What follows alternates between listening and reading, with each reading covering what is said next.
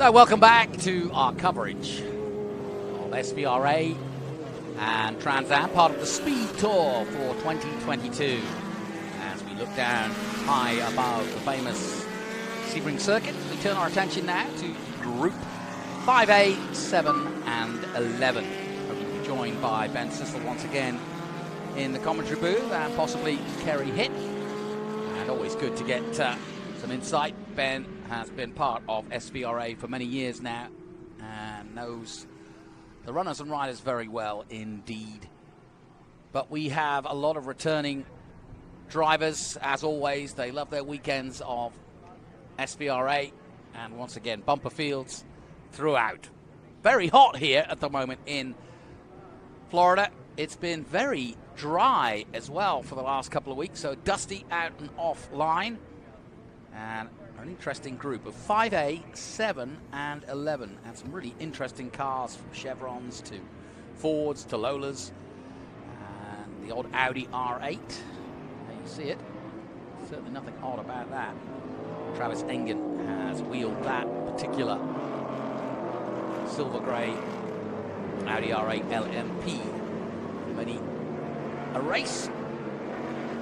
And as you can see, this full field going through now. And they are at the moment just doing their sighting laps before we go racing. And then pace car comes off. Green flag waves and away we go then. And John Reisman in the Coyote Corvette pulling away at the front. The 09 of Adam Lindman in another one of the Coyotes. Just slotting into my favourite, the 82 of Hobart Bubba in the Lola T70 Mark III. Beautiful car. And we've got so many different marks out there as we go high above turns 2, 3 and 4, heading towards the bridge for the first time. And already the lead is starting to spread out. And SVRA, I think, compared to many of the championships, really does give these drivers plenty of time on track throughout each and every weekend, and it's a packed schedule as well. They're racing every other, pretty much, practically weekend.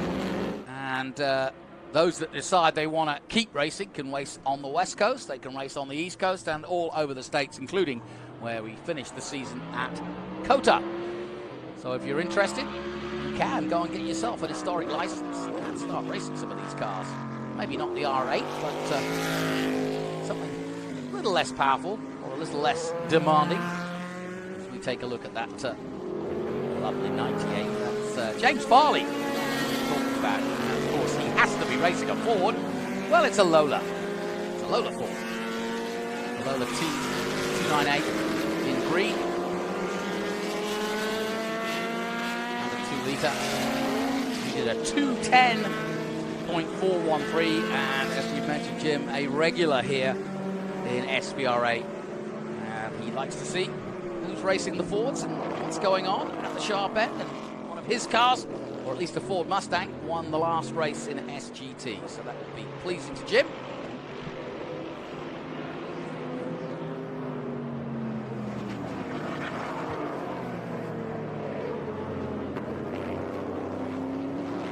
Nice little spin there. Good work by our cameraman, Ron. And the fizz just went out of the 09, the Pellegrino. Justin Frick in the Osceola PA. Just getting a quick spin round, but he's okay.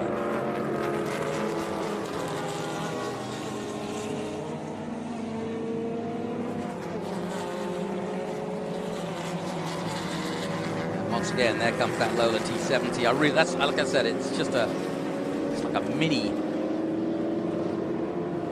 Ford GT, isn't it? Lovely. GT40, brilliant. And then just behind him, let's have a look as they come into that last corner. Yeah. Oh, it's a puncher. That's why. Okay, right or left rear punctured, and the other cars doing a good job to avoid Adam Lindman in that white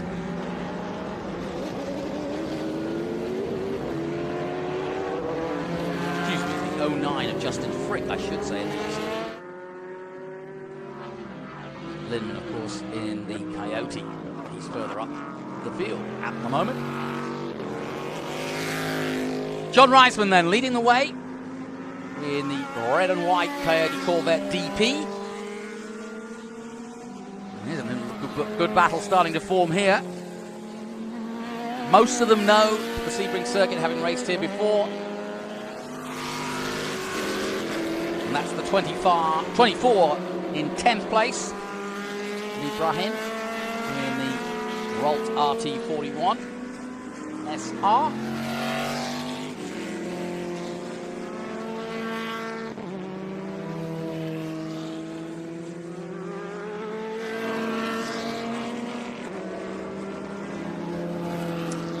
And that Rolt a 1995 car. Through goes the Lola, and he's being chased by the 07. That's Jack Mucha in the Swift JMS from 206.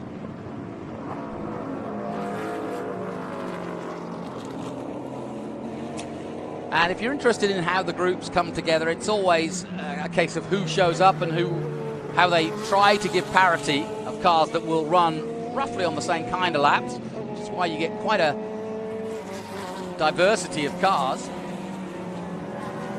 Everybody racing for their own lap times. It is a race, but they try not to get overly close. These are, well, in some cases, priceless. Andrea Robertson in the Ford Doran GT, that silver and red car you're seeing just behind Jim Farley there. And that is a battle for 5th place at the moment. The race being led by John Reisman in the Corvette DP.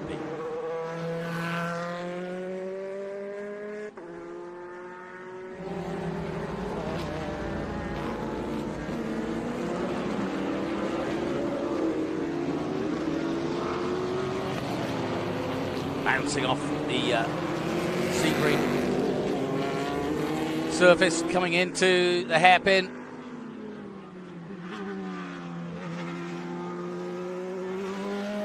That's the 34 of Glenn Bryant in that Lola T from 1988. White.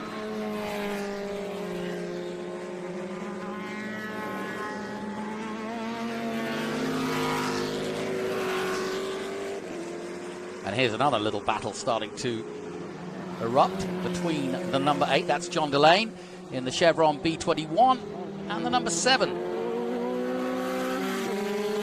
by Ralph Damacchia. That's a 1998 Cabia Sports 2000, silver and red.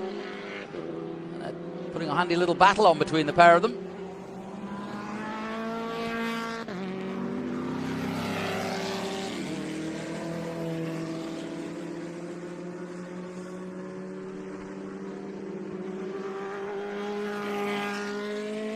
Reisman just doing a 1:55.9. We don't look too closely at the lap times per se, because they're all very different cars, but it's always nice to know, especially if you're a friend of the driver out there, just to see how he's going, compare times to how you go around Sebring or how you've gone on Sim. But the leader at the moment, his last lap at 1:55.982. He's pulling away at the front, some 21 seconds ahead of Travis Engen.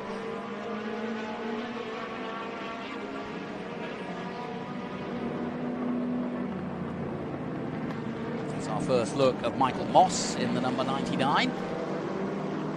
And a Lola T70 Mark 3B, that one.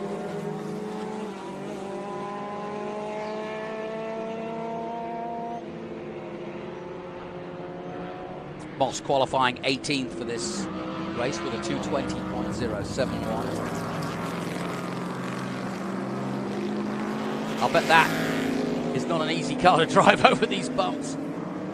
Suspension wasn't they had decent suspension, but really to go at pace around here, certainly no, your teeth are in your mouth by the end of it. But they're all putting on good times at the moment. Andrea Robertson just doing fast lap of 2:16.1. So everybody's starting to go green. Glenn Bryant doing the same in 13th position at 2:20.2.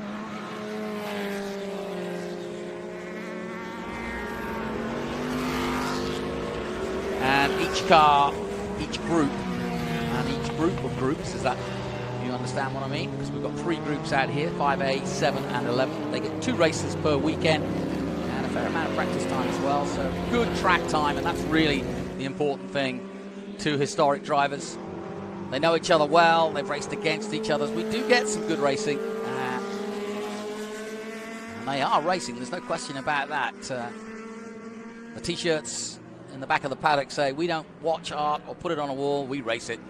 And that's exactly what SVRA is all about. Tony Perella, again, most importantly, putting on a great schedule for these drivers throughout the year, including pretty much most of the iconic tracks in America.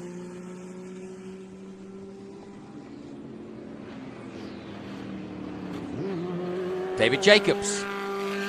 Now, David Jacobs, for those that know your alpine skiing, will know that he is a very, or was a very handy skier.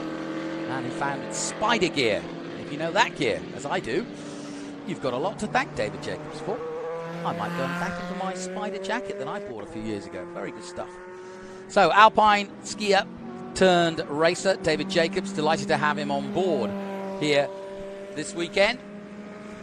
Familiar name to skiing, maybe not so much to racing, but great to have David out here in the Chevron B19.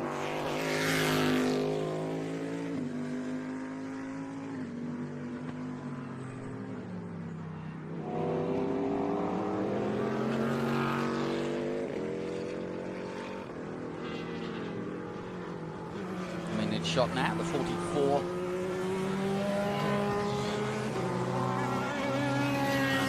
Linwood Staub, and behind him the 33. We've seen a quick glimpse of him before now, and here's a good little battle, and that's Travis Engen going through on this very pretty 8A. Mr. Johnson in the Tiga SC87, very low to the ground. You'll certainly feel the bumps in that.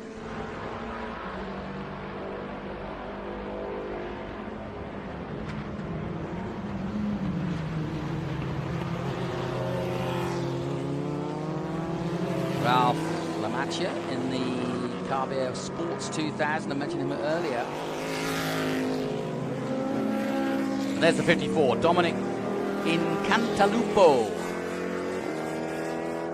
in that Orica from 2013. We've had a few Oricas out there over the time in SVRA. Very popular, as you can imagine. So cars from all the way back to 1969 with a Lola T70 from Michael Moss, and all the way up to what, 2014, John Reisman in the Corvette, leading at the moment, and that's probably the most up-to-date car of those cars out there, but even 2014 now seems a long time ago.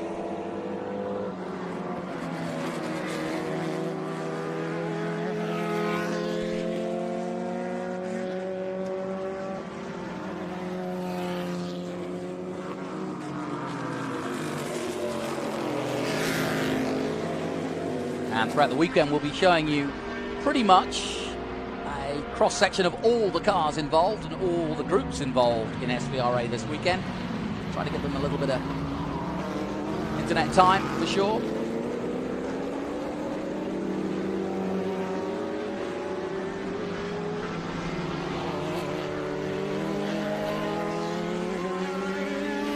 Through goes the 213. That's Tim Roberts, our first look at the Lola B07/90, black and red.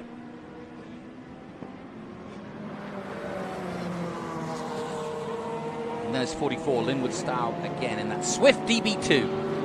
Pretty little colours.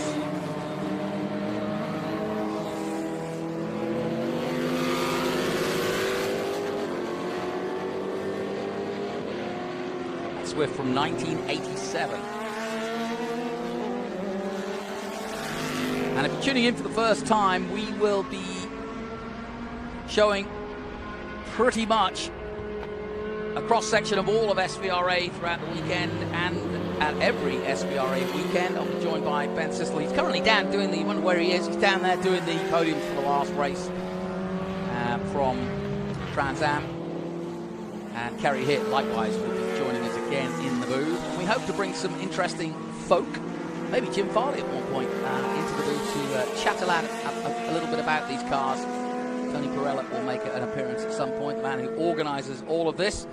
And again, has been working around the clock. He doesn't take a winter off. He basically gets back to work straight after Dakota in November. That's Chris Nussbaum in the 103, that black Toyota WSR. Trying to get through all the cars so we get a glimpse and everybody gets a little bit of TV time, or internet time. That looks fun.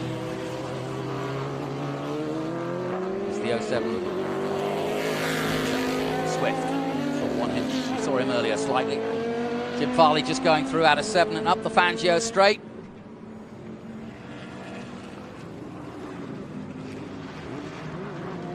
But I think that's our first look at Glenn Bryant in the Lola T88/90. The all white, and there's the Chitin. You don't see these logos anymore now that tobacco sponsorship no longer part of motor racing. Well, not officially anyway.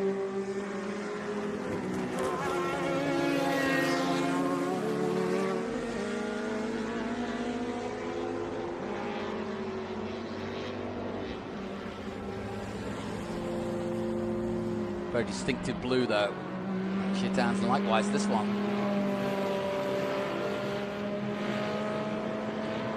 See the heat haze from that long Almond Straight. It's been very warm here over the weekend and perfect conditions really.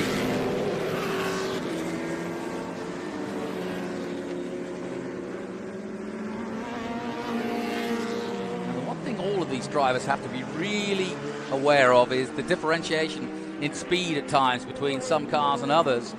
You've got different marks obviously and different displacements out there, and the one thing that they teach you about historic racing immediately is to be aware of what's coming and about what you're doing, because some of the faster cars can approach down that back straight before you know it, they're upon you. Somebody else goes wide at the exit of Le Mans and has got into trouble as we follow the 103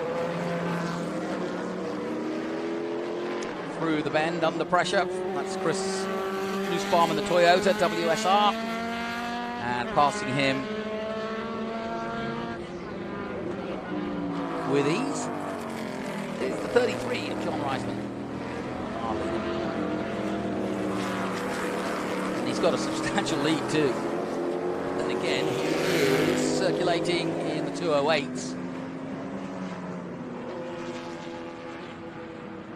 Although his best lap of 1:55, so he's knocked it off a little bit. No need to overdo it. There's Travis Engen, the man in 2nd place in that fantastic Audi. And if you are here or get a chance to see that car, because it does race around the United States, and it's great because it has all its victories, both in America and around the world, and some of the great drivers from Le Mans, from WEC and from IMSA have driven that car, and well worth a look. It's a prized possession, although I think just coming in early as we take a look at the 09.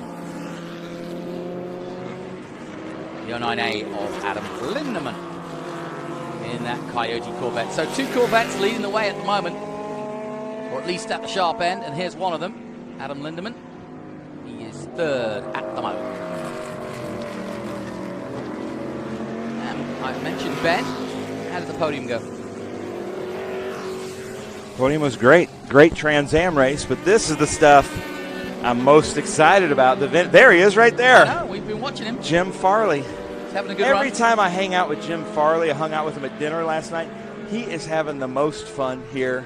It's like I become more and more of a fan of him because he is such a fan and supporter of motorsports. I know Jim Farley, the race car driver. Yeah. The rest of the world knows him as the CEO of Ford. But, you know, he's here on his days off racing. He won an Enduro here with another vintage group a couple months ago. He's got a few days off. Yeah, but just a few days off. You know, he's just here Saturday, Sunday. Yeah, true. I picked out my favorite for this one. That's the 82, that Lola. Oh, it's a beautiful Lola. T70. Yeah. I think the lines of those T70s, unbelievable. Well, you got here for the finish, but it's been pretty much a cakewalk for Mr. Reisman. I do want to thank the Robertsons for bringing out those beautiful Ford GTs. So cool. I got to visit their shop at a VDCA event a few years ago at Road Atlanta. So generous, huge supporters of motorsports, and those Ford GTs are just so pretty. Oh, yeah.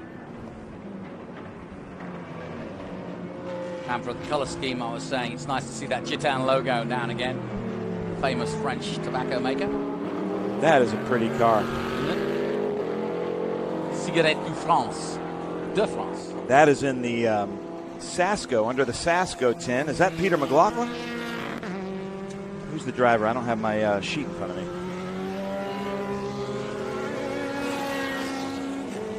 No, it's, well, we've got him down as Ralph Macchia. That is a beautiful car. So, as they reach the end of their first outing for Group 5A, 7 and 11, delighted to have Ben back with me. He'll stay with me. We'll also get Kerry Hitt up here in a while to get his thoughts. But we'll take a short break. We'll be back from Sebring in a moment.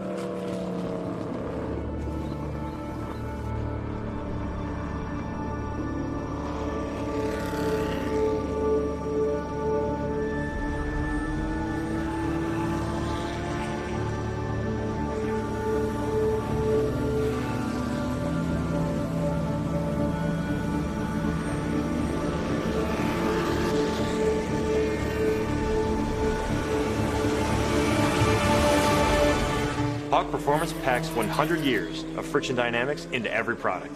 Backed by Carlisle Brake and Friction, the world's premier innovator of industrial brake and friction components, Hawk leverages R&D tools and motorsports experience to deliver uncompromising performance on the street.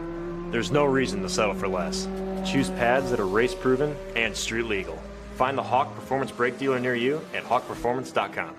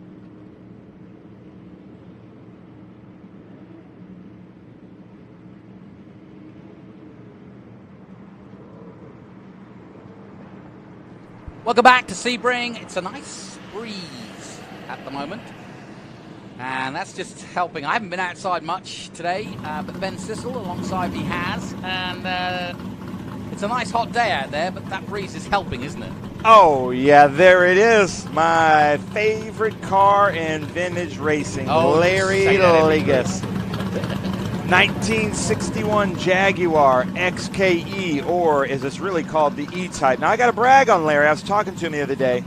We made a video of him here just a few years ago that Ashley Ongst, our PR guru, shared. Over 2 million views. And when I was putting the cameras on his car, he said, you know, I need 15% of that. So, Larry, come up to the 3rd floor. I'll give you your check. 0% of 0 is 0, but true to my words, I'm going to write you a check. Oh. Wallow Bertschinger in that 19 Chevrolet Corvette Grand Sport. Beautiful. Look at the roll bar and that. The lines of this. The Grand Sports have long history here at the 12 Hours of Sebring. This is a Chevrolet track, but there is our 2020 Trans Am GT Championship car that's now in SVRA. That's right. John Strauss, 2013 Ford Boss 302. Looks kind of like a slime green. I got to talk about these cars here with JR3, these 131 Tyler Sharon. It's a 2020 BMW M2. Air conditioning, automatic transmission. That sounds like a race car somebody with my age could really handle. John DeGainer there. That's his dad that just whipped off his hat. It's his dad's car, but it's the shade. It's funny. He whipped that off like he wasn't supposed to see that. But that is a Devon with, I believe, a 327 Corvette small block. John DeGainer has a big crew of facility and employees that always come out and have a big party at Mid-Ohio, so we expect to see them there. Patrick Sessions, Chevrolet Corvette. Just 2 days ago, I rode up the elevator with him, and he had a split window on the back of his car, and I asked him if he was here, and there he is. Ooh, I don't know. I also really like this car right here, Gary Moore. Oh, so, Gary Moore's been a regular, if right? you're watching on social media, we recommend, I'm going to be monitoring speedtour.tv. All right, people. Ford, Chevy, Dodge. What's the best? Porsche, Jaguar. What do you guys like? Tell us why. Ah, that sounds good. That does sound good. Put the camera in there, a little thumbs up there. Although I can't see the 72 on mine. Craig Ross, 1970. Oh, there he is. Yeah. Look at this Falcon. That's Jeff McKee, and what I know is Frank Markham's Falcon.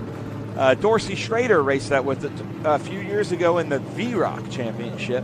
Had a lot of fun. Now, so excited that Shannon Ivey is back with us in this kind of Trans Am era prepared Hawk Performance. Beautiful Camaro.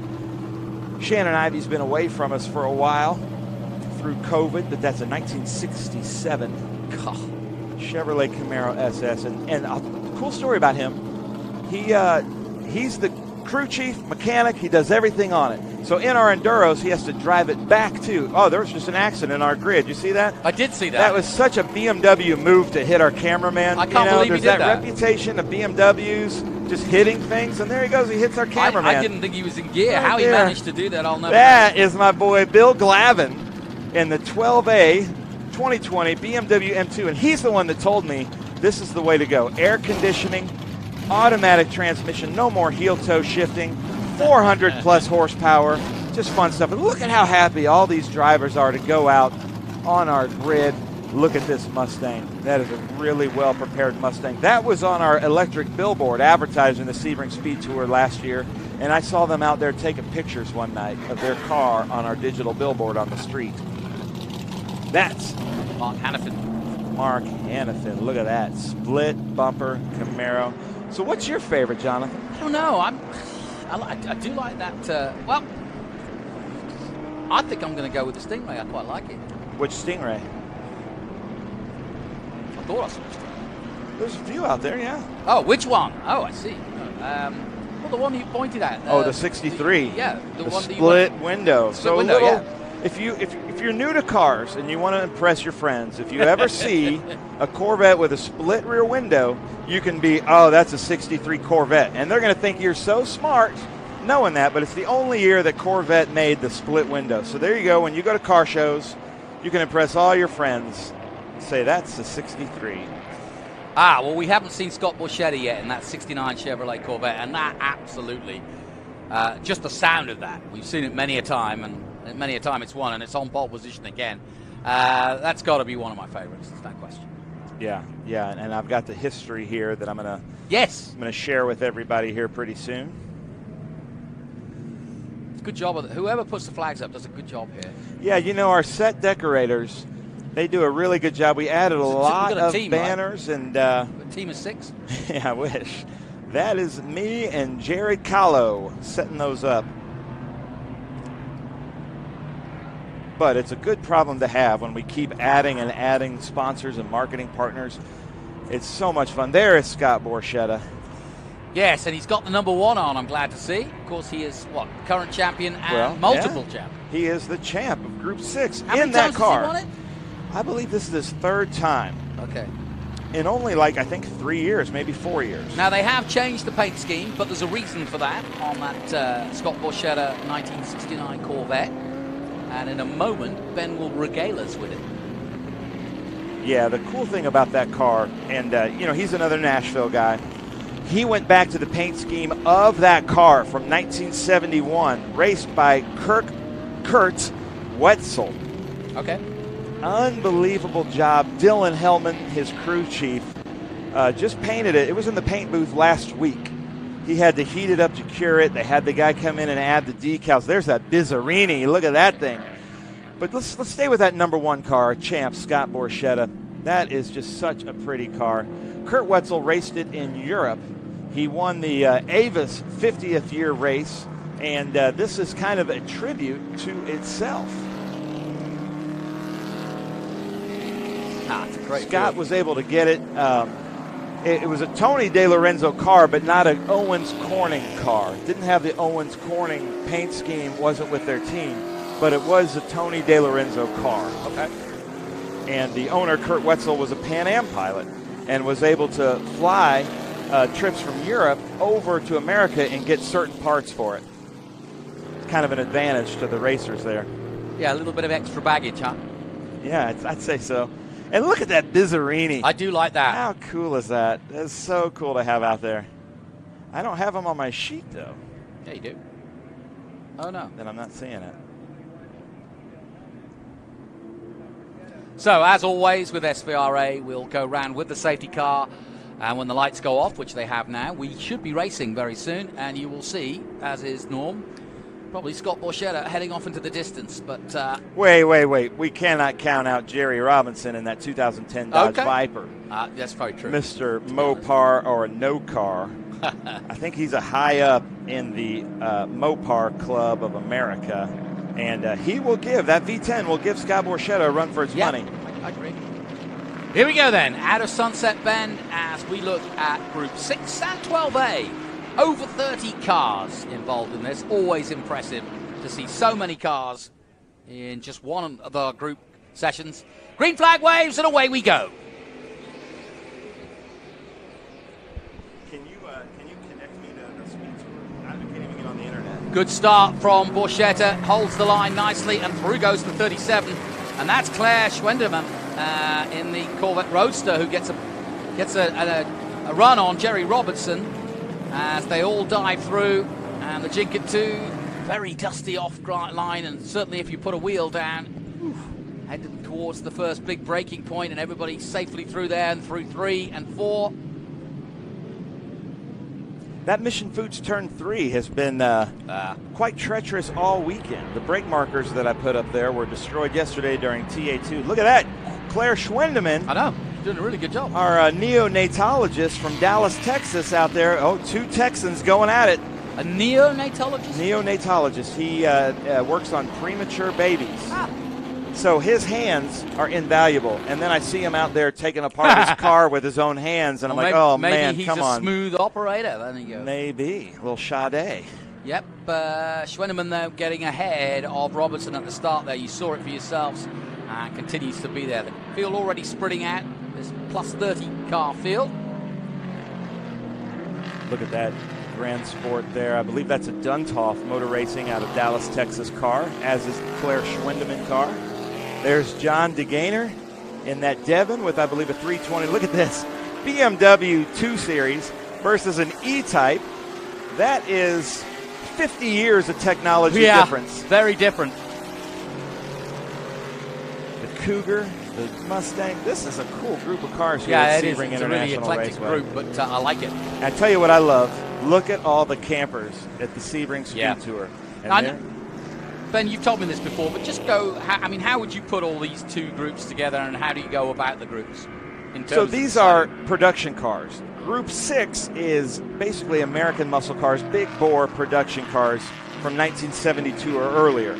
Group 12 is big bore production cars from 72 or later, or other cars that kind of fit in to the same lap time. So those BMWs are in this because it's a safety thing with putting them in to cars that can kind of do their same lap times and similar brake zones. But watch this. Here's something that's really cool to see.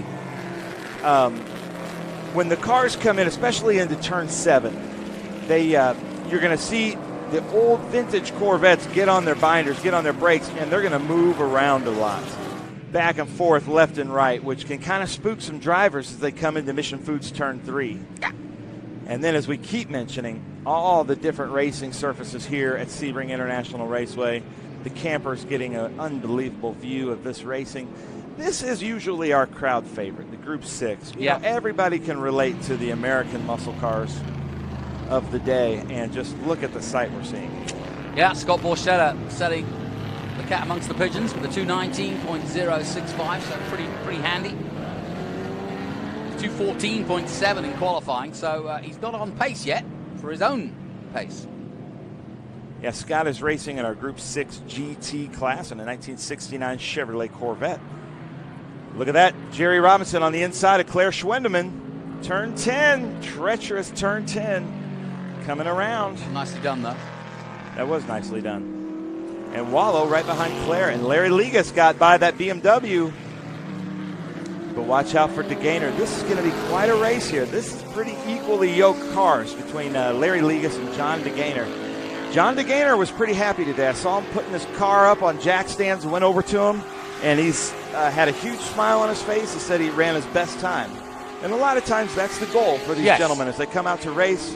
They are kind of racing themselves. Oh, yeah, they're racing themselves, but if somebody's in front of them or behind them, they're racing whoever that is as well. Yeah, sure. Well, as we say, so many of these cars priceless, and if not in value, to the people that own them.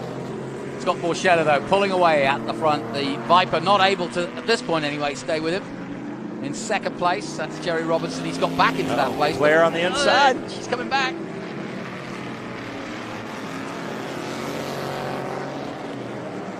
Wallow Birchinger in the Grand Spo.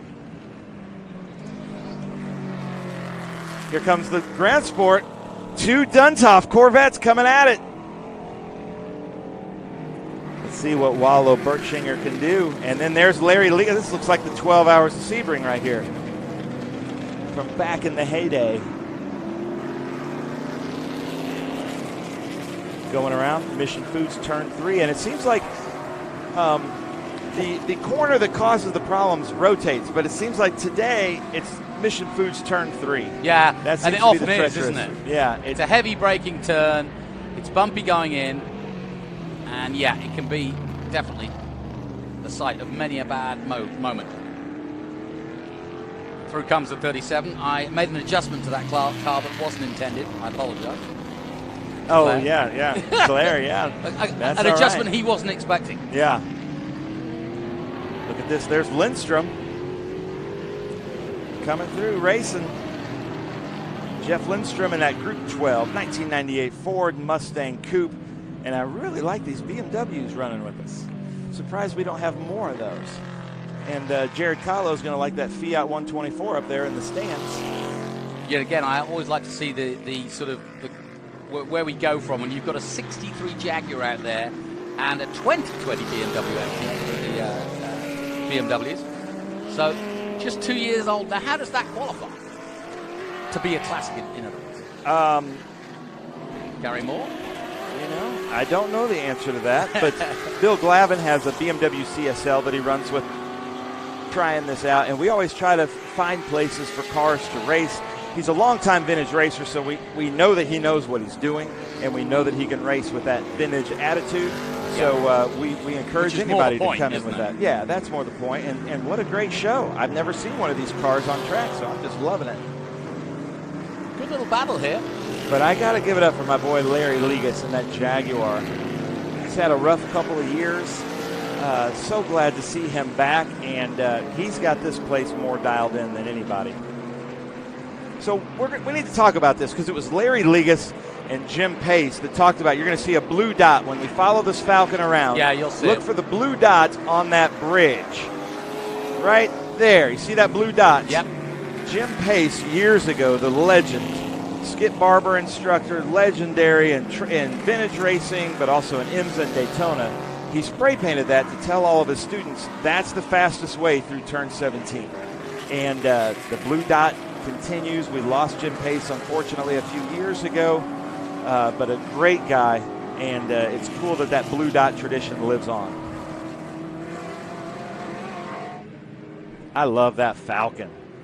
So where are we at, nice. people? Let's start reading. Oh, man, we've got people watching from Paraguay. Wow. Ascension, what part of Paraguay are you in, Jorge? Watching from Maine. So the first two comments, Paraguay and Maine.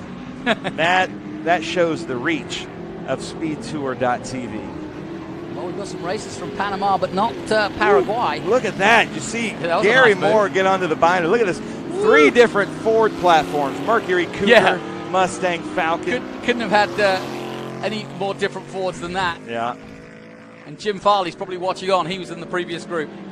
How cool is that? Good to see Luca Mars doing a great job earlier in Trans Am. Yeah. I love seeing the development drivers that are going to develop into a great career in motorsports starting in Trans. Oh, Larry's out. That's Larry Ligas and that Jaguar. Slowing right down. Look, there he is. Yeah, Predator Performance out of Largo, Florida. And look at Shannon Ivey. Shannon Ivey getting onto those Hawk Performance brakes there. There's an E in his name, so it's I-V-E-Y. But look at the speed on that Camaro. That just looks right. That looks like a really properly prepared Camaro. Shannon Ivey, thank you for bringing that out. I know that you went through painstaking preparation to get that to the TA standards of the day.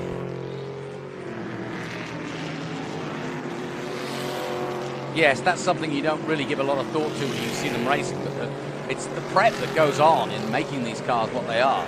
Yeah, we got North Carolina watching. Doc Merritt, Knoxville, Tennessee. I'm from Tennessee. Love it. John Weber.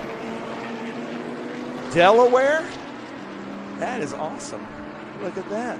Grand Haven, Michigan. Well, the Jaguar's going to make it. He's coming down the Ullman Straight, but Yeah. I think he's just going to try to crawl his way to the pit lane.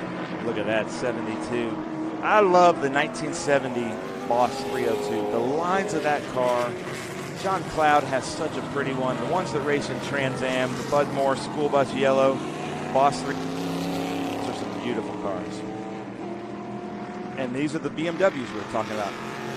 So if you're out there watching this and thinking, I don't know if I want to drive a vintage race car, this is the way to go. Automatic transmission, air conditioning, a little over 400 horsepower, super fun to drive, readily available parts, BMW 2 Series.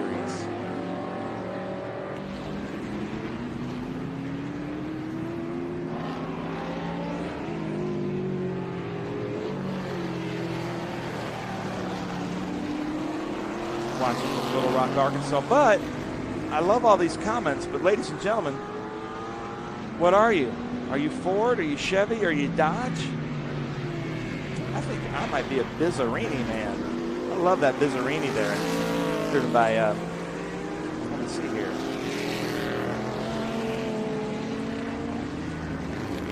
Is that Stephen Shoddy? Oh, that's a Shelby Cobra.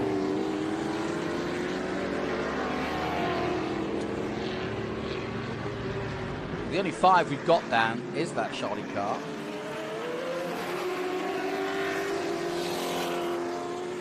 Yeah, I don't have him. Yep. Oh, there he is. Carlo Falcone driving a Bizzarini. That's perfect, right? Yeah. I feel like he's going to take out a hit on me. Look at that. If that is not just sex on wheels. Well, they've got him down as Stephen Shoddy. That's not. Stephen Shoddy. Yeah, I think you're, well, no, that's not it. No, it should be the 5A. So it yeah, should that's be, just a... It's 5A. Yeah. Carlo Falcone. That, Carlo, thank you for bringing that car, because that is art on wheels. Look at that. Yeah, there it is. Yeah, I see it now, 5A. 15th place overall, fastest lap of 2:24.124. So that's his personal best in that Bizzarini. Bizzarini soup to nuts. Yeah, I like that. I think he added that, but that's what it is in the dashboard too. I think that's really fun.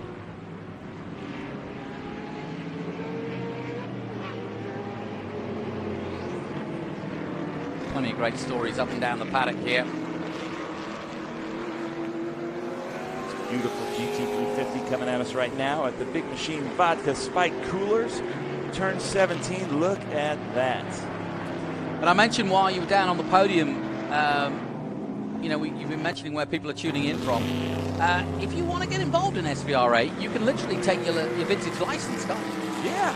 Yeah, actually, we have a school at Willow Springs Raceway this September.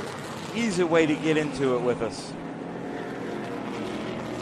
So that was Dolan there in that GT350. And then in that number 4 Corvette, Ray Zisa, who always has great races with us at Lime Rock and here. So Ray, thanks for bringing out that beautiful Corvette going into Mission Foods Turn 3 here at Sebring. Yeah, Ray is a really, really good competitor. Some of the best racing footage we have is with Ray Zisa racing with us at Lime Rock. Somebody's slowing down there under the Sebring Bridge, coming into Franklin Road, Turn 7.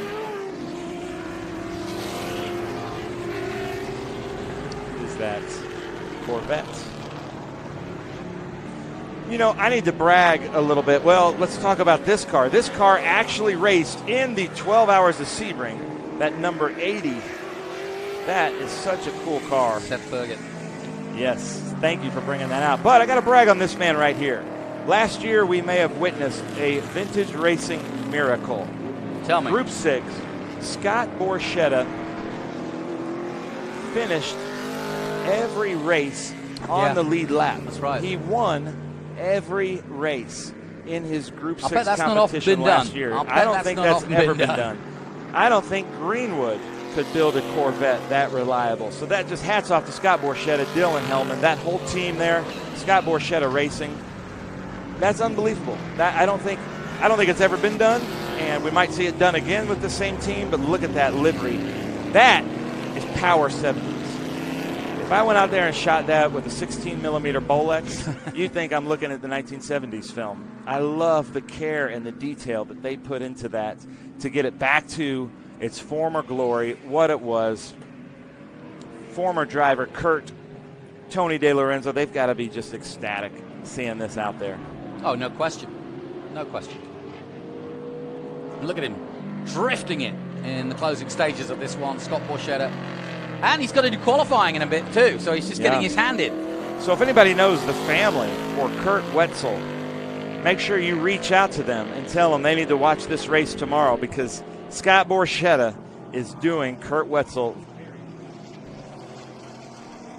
Yeah, he's put in some handy lap times too. 2:18.7 his best lap time so far. And compared to second place, Schwendeman. Now we got to watch out here, because Sam LeCompte and Scott Borchetta are good friends, so Sam LeCompte may not let him by, but there he goes. That's fun. So here we are, Scott Borchetta coming into Big Machine Vodka Spike Coolers, turn 17. Maybe another lap left.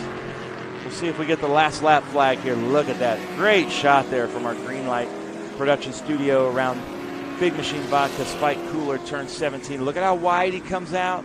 Last lap sign there. So SVRA, we see the LL sign signifying last lap. I know Scott gets a lot of call-outs, A, because he's winning all the time, and B, gets a lot of coverage because he's leading all the time.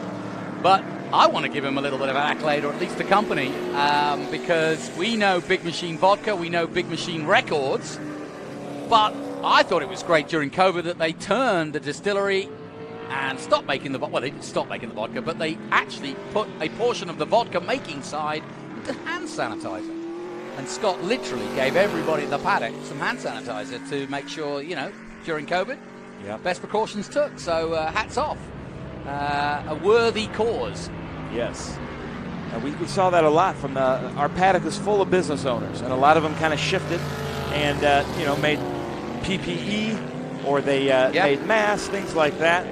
So Three-dimensional services made some stuff. A lot of companies actually involved in basically the fight against the disease.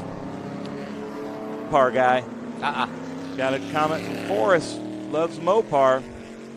Well, there's not many people who don't. New Zealand. Ken Worsley is watching from New Zealand. North Island or South Island, buddy? Because I love both. Well, we'll be down there next year, or I will.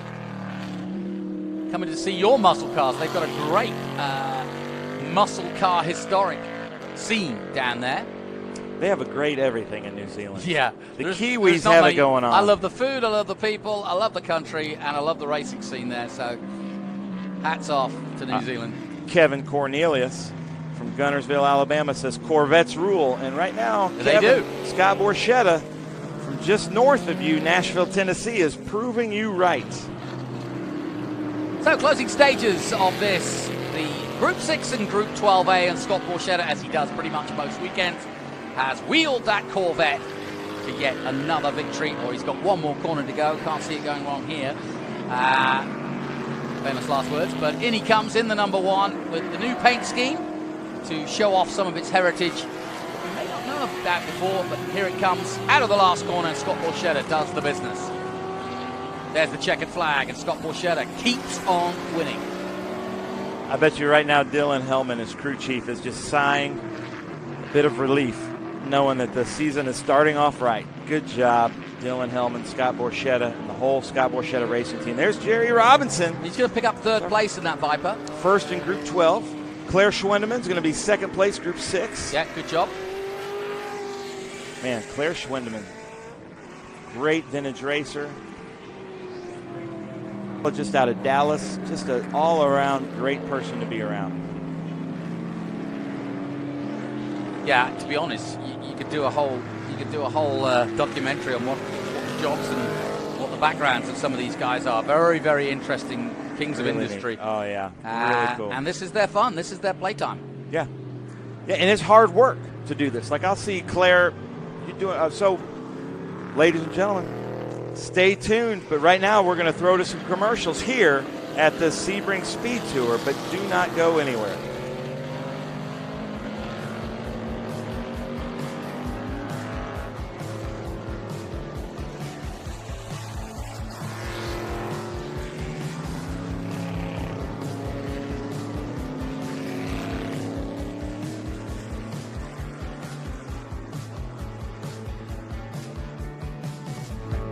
Why am I excited to drive?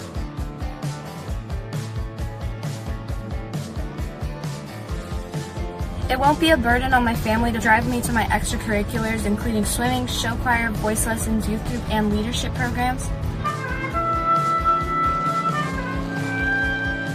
Places I need to be, like sports, and so my parents don't have to drive me, and so I can have a social life.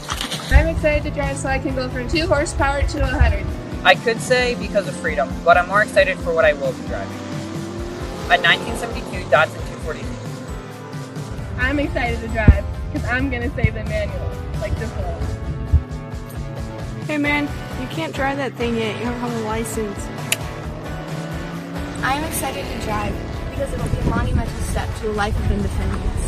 And who knows, maybe my dad will let me drive his favorite. Beats walking.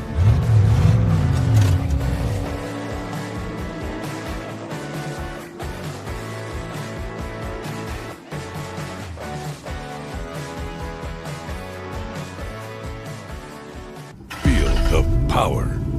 Experience the excitement. You're in the driver's seat. At Skip Barber, you learn from the best. Whether you are a new driver that wants to learn accident avoidance or a seasoned racer looking to improve, we have a program for you. We're your #1 destination for auto racing and driving schools. Skip Barber. Feel the power.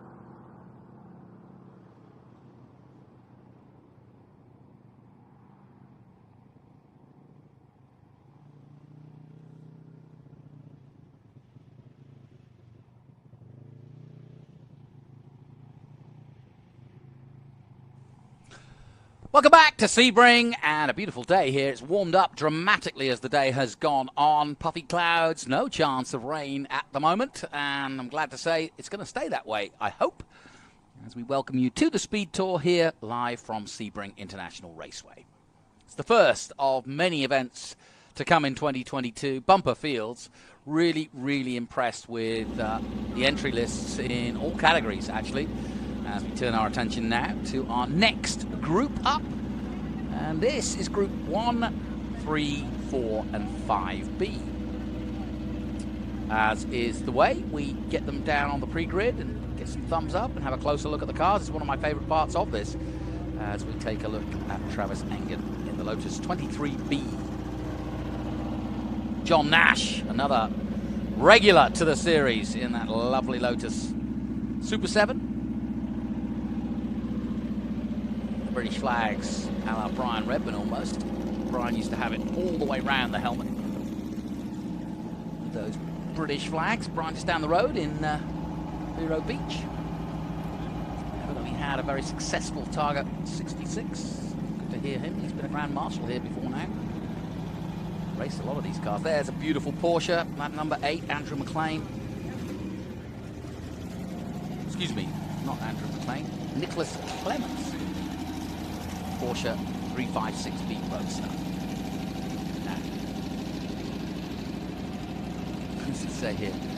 National Champion 2019, placed in Group 292nd overall in that number 79. That's Scott Fraser in the Austin Healey Sprite.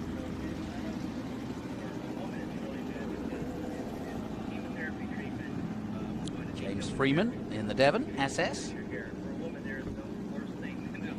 Like the Lotus colored overalls, very nice. Yeah, you know what's funny? The American has a whole wing cover. So people, when they're diagnosed, they can connect with that and get a wig. How about this? Lovely. 26 Keith Denahan in that 356 from 64, that car. And I saw that parked up yesterday and we looked at it and thought, that would be fun. Lovely car. That car qualified in 7th place.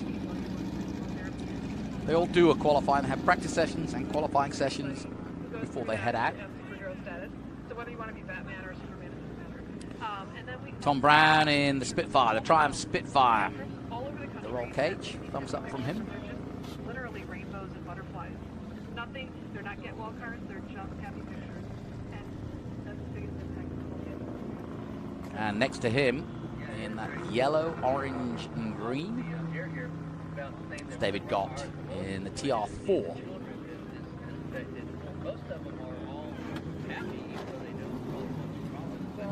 A lot of bright green out there. There's the 007 Rick Fraser in the MG Midget. My grandma used to have one of those, but it had a roof on. But she drove it like a racing driver, to be fair.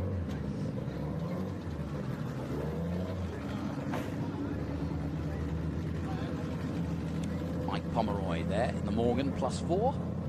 Beautiful car. Look at that radiator.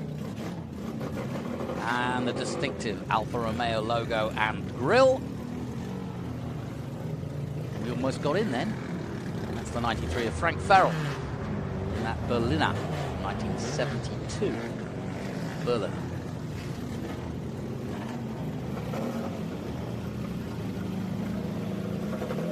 Back to the Brits and the MG. The MGB from 1964. An MG. There's probably more MGs in the United States than anywhere else. Such was the success of MGB in its day. They certainly did a lot of SCCA racing in their time. Very nimble. May not be straight line speed. And as Adam Andretti pointed out earlier, the fastest car in a corner is the Miata. Faster than anything.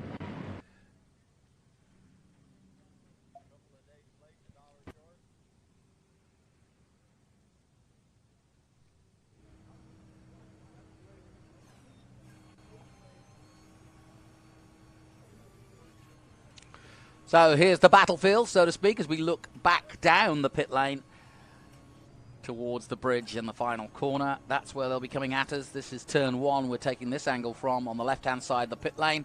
On the right-hand side, you see those 2 yellow flags and the mobile sign pointing down to the last corner, and there's the safety car just coming out. And now the field will follow him along the warm-up lap.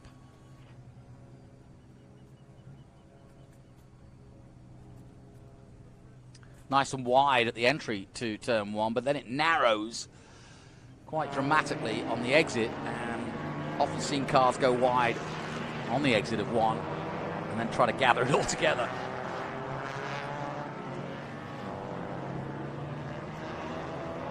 And they line up behind the pit lane, as is tradition, holding place.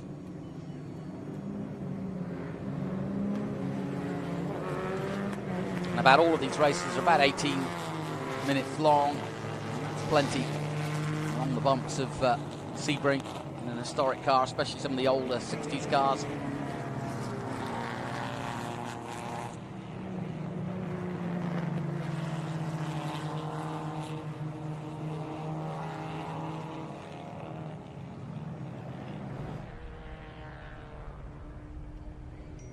And here's the approach to the first major braking point.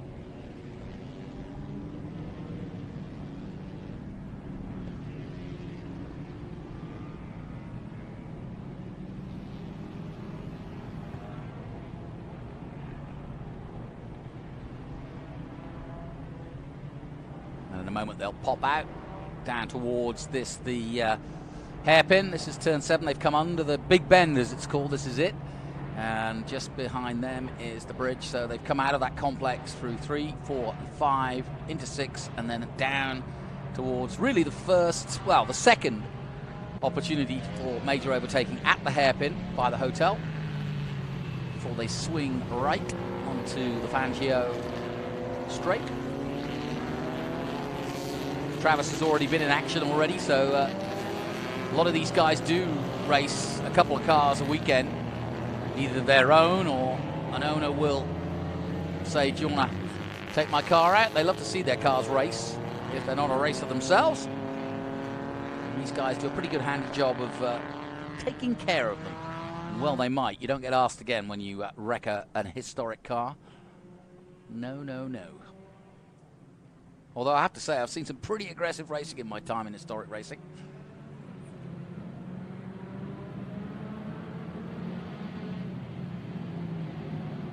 There's Ben's favourite bug eye.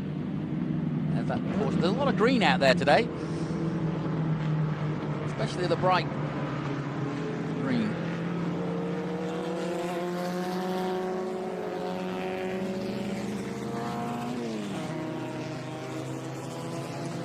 Shoma in Mazda MX-5 Miata. And that is a, let's have a look, that's a 99. And I reckon that would give the modern day Miatas a run for its money. That car just, just keeps on going.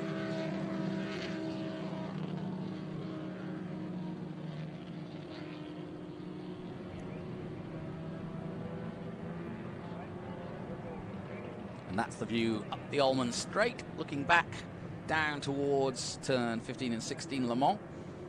And in the distance, the airfield.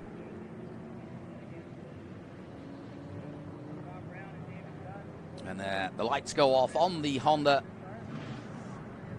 signifying that we are ready to go racing again for our Group 1, 3, 4 and 5B, their first run.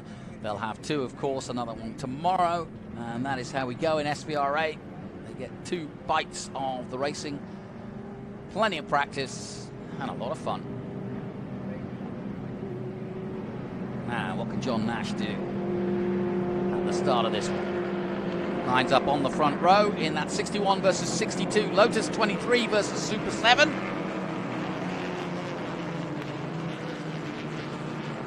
Love that MGTF Roadster at the back there, the white and maroon that we just saw come through shot. And as they dive into Sunset Bend and onto the main straight, I see the green flag and away we go!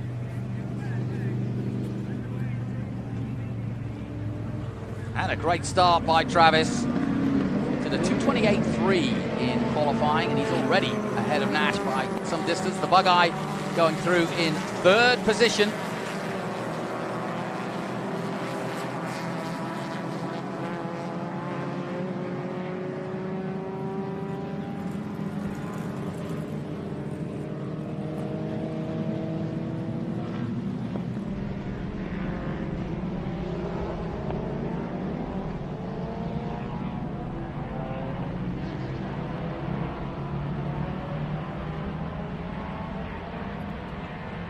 So, good clean start. And Travis Engen not holding back. Away he goes. Nash will follow him through down to the hairpin, and just in 3rd place there, that's the number 8 of Nicholas Clements in the Porsche 356B Roadster. Good start by car number 114. That's Philip Gott in the Triumph TR4A. Oh, little spin, little moment there for Nicholas. Isn't it? And he wouldn't want to spin too many times like that in that lovely Porsche. But luckily, a-okay. Very rare in the SVRA do we get any major incidents. Oh, I say that just as the other Porsche starts to smoke a little bit too heavily for my liking. Yeah, there's a lot of smoke. I'm going to keep an eye on that. Through comes the 24. That's Larry Barker, yeah. I think that's time to come in. A little too smoky for good reason. And sure enough, he's got off the racing line and got his hand in the air. And sadly, Porsche 356 and all green from 1964. Keith Denahan just trying to nurse it to the end of this lap and then take it in. Look at the lead that Travis has built up in the opening lap. Very impressive. And then John Nash leads the following group, but almost 30 seconds behind at this point.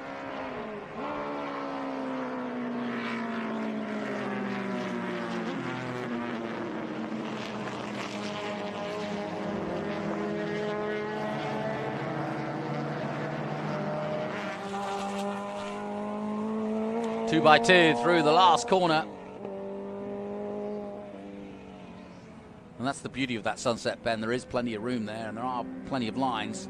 There is one fastest line, and Ben was pointing it out in the previous group race.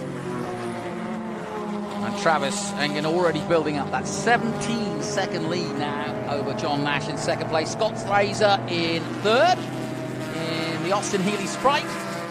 And then Mark Pomeroy in the Morgan.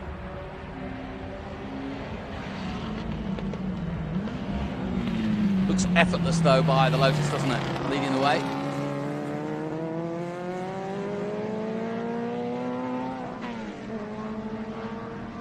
Colin Chapman, famous for his lightweight cars. Anything he could do to reduce the weight.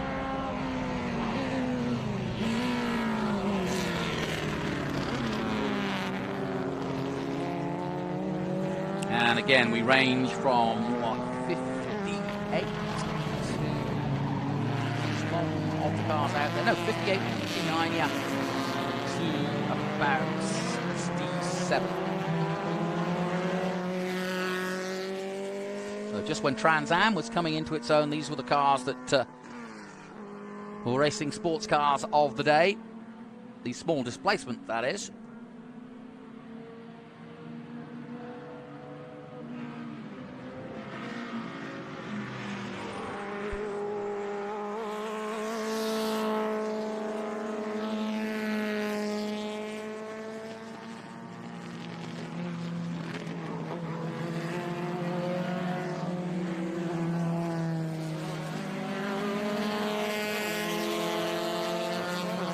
I've got no, I'm going to check that, no number on the 50 at the moment, but check a little time. Yes, it's Andrew Moore in the MGB, in that number 50. He's not on my, I don't think he qualified the car, but he's out there anyway. He may have just missed qualifying. Here comes your second place, John Nash, coming out of the heat haze.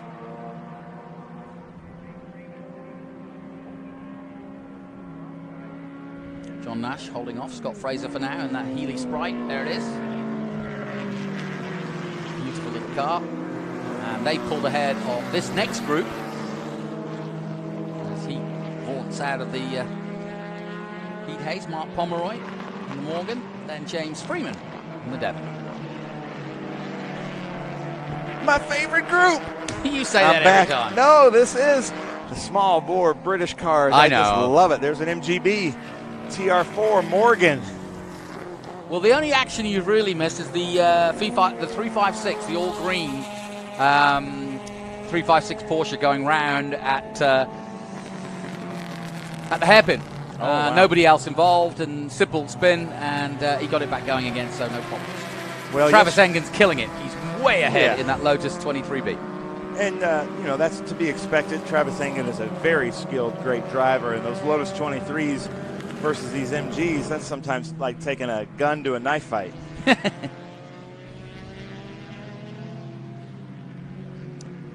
But a lot of these cars and makes, the MGBs, the MGAs, the TR4s, all raced in the 12-hour Sebring back in the day. Spitfires, 23Bs. Yep. Not sure if it, but I'm sure we've got people online that can tell me. So who knows the 12 hours of Sebring? Let's start a list on the comments. Which one of these cars would have raced? Or look at that red car. You mean back in the day, here at Sebring? Yeah, good point. Which of the, woo, man, Fraser, you went real wide on that. Look at that Triumph Herald. By the way, we did have a smoky Porsche as well. I think Keith Dennehan's Porsche pulled out, just started smoking quite heavily, and he just pulled off to the side and tried to nurse it back home. So let's see if that Herald can get Rick Fraser. Rick Fraser in that MG midget that I call Booger. That doesn't sound very... And his son is in Kermit the Frog Eye Sprite in third place. Look at that Morgan, ladies and gentlemen. That's my favorite. Now, what's he done at the back there? Is he just taken off the tire, but you can see those he's slats. taking it off, though. That is wooden slats. Yeah. The body frame of the Morgans, still to this day, are made of wood. Ash wood, the same wood that they use in Louisville Sluggers. to make the body frames for those Morgans, and the Morgans are just a piece of art. And even like, you can look at a Morgan from the 50s and a Morgan of today, and they're still reminiscent of each other. And there's John Nash, followed by Scott Fraser. So that's our second and third overall, 2 different classes. And then this TR4.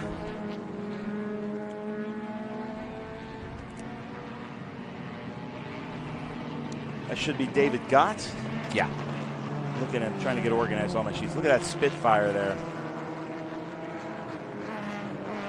We have some thank you for airing these races. I love it. Thank you guys for watching the races.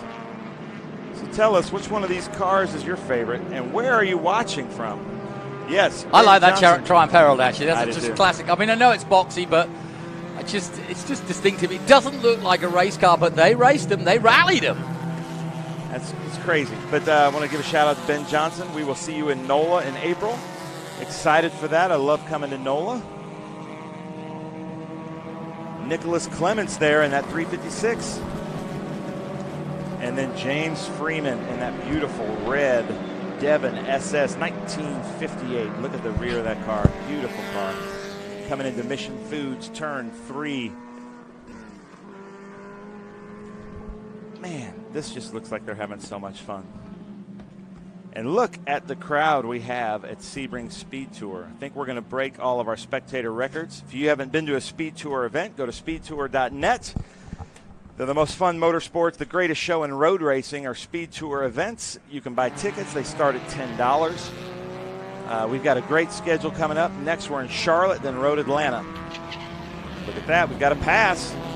3 totally different cars. There was some screeching then. Yeah. Screeching then. I love it. It's nothing cooler than wire wheels.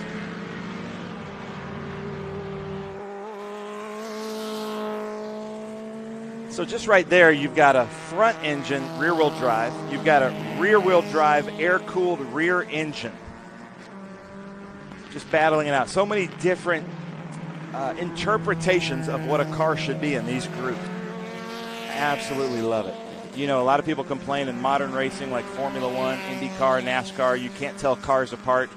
You can definitely tell the difference between these 4 cars right here. Oh, yeah. Nope, bouncing over the curbs. Yeah. I mean, that's basically a tractor, these Triumphs like that. They're just like torquey little cars. Just really fun to drive. I had a 63 TR4 that was just so much fun. Just a ton of torque. Just like that red one coming up here. There's Kermit, the Frog Eye Sprite. He's been around for a while. Scott Fraser, yeah. Raced with Eagles for many years. He was our champion a few years ago. His brand new baby and son and wife are here. Jensen, named his son Jensen. Helping him work or is it on the after car. the Jensen Interceptor? I don't know. Yeah. Maybe Jensen Button. It could be. And the 007 there, Booger, is his dad, Rick Fraser. Glad to have Rick back. He had a wrist injury last year. Couldn't race a lot with us. Wish we could see Andrew McLean out there. Unfortunately, he's not out here with us. What happened we to love Andrew? having Andrew. Andrew had an incident yesterday on track, and a scary incident. So he's okay, but the car is not. So it's going to go back to the shop for a while for Mitch to one of the greatest British car mechanics to work on it and get him back out here. Look at these 2 MGBs. Oh, I love MGBs. 73. Anthony Hess. MGBs are just some of the best looking cars. Yeah, I never liked it when they put the rubber bumpers on it. Thanks it a just lot, took a lot Ralph Nader. Look at that MGB Miata. Miata was basically the Japanese interpretation of the Lotus Elan and the MGB. And there they are racing. They do say imitation is flattery, and certainly in the car industry, especially in this era, everybody was looking at what everybody else was bringing out and going, well, what can we do that would do the same? Man, we've got North Carolina, Belgium, Anaheim, California. So Chevy Pelé is so in what's a popular Belgian car? Do they make cars? How many cars do they make? They make some good waffles. Can't drive a waffle. but I had a waffle this morning. Look at these shots. I don't know. That white MGB got around the blue MGB. See the number of that as they come around Franklin Road, turn 7. That's the 149 of Jeffrey Barber. 1964 MGB. You can tell it's an early MGB by those tail lights and the door handles, followed by that Miata.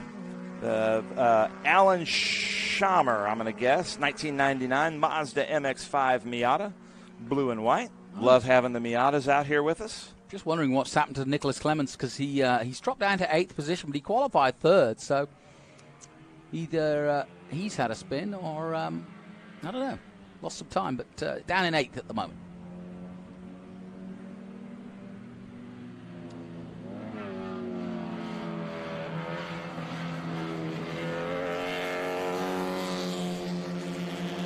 That's a good-looking MX-5 Miata right there. Yeah, I was just saying earlier, that probably would be still competitive against today's Miatas, wouldn't it? Yeah. Yeah, those are just fun cars.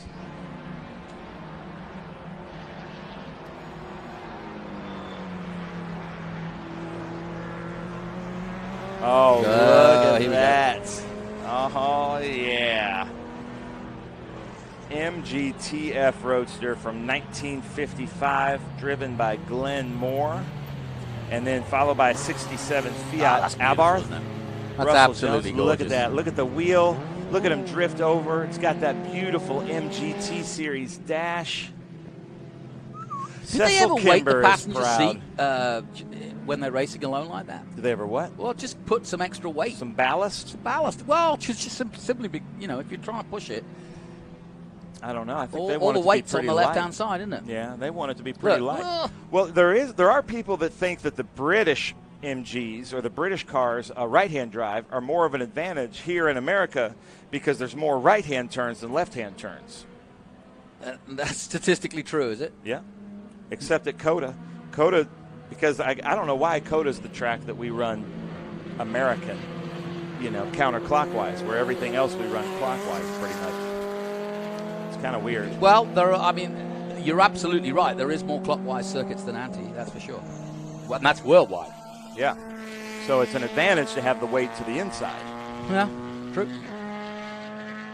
And so it'd be a huge advantage for me because it'd be a lot of weight on the inside. You and me both. I'd give a lot of downforce. See, I'd come in with you. And then I could balance it out for you. Yeah. I can give you pace notes. You could announce me racing. Not even I'm that slow. That MGTF, that is so cool. And John Nash, his wife Lorna, so happy to have them back racing that Lotus 7.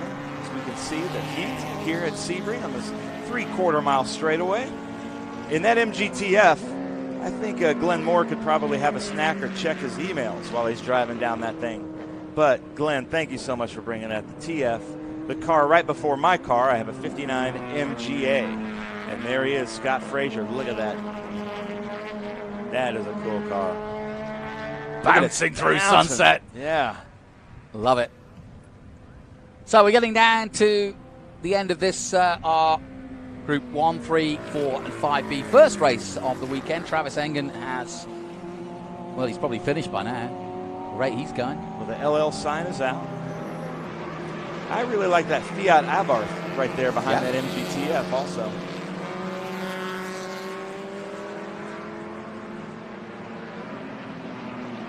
All right, Triumph Herald versus TR4. Hope they side by see each side other. through sunset. I didn't like that. That could go wrong. And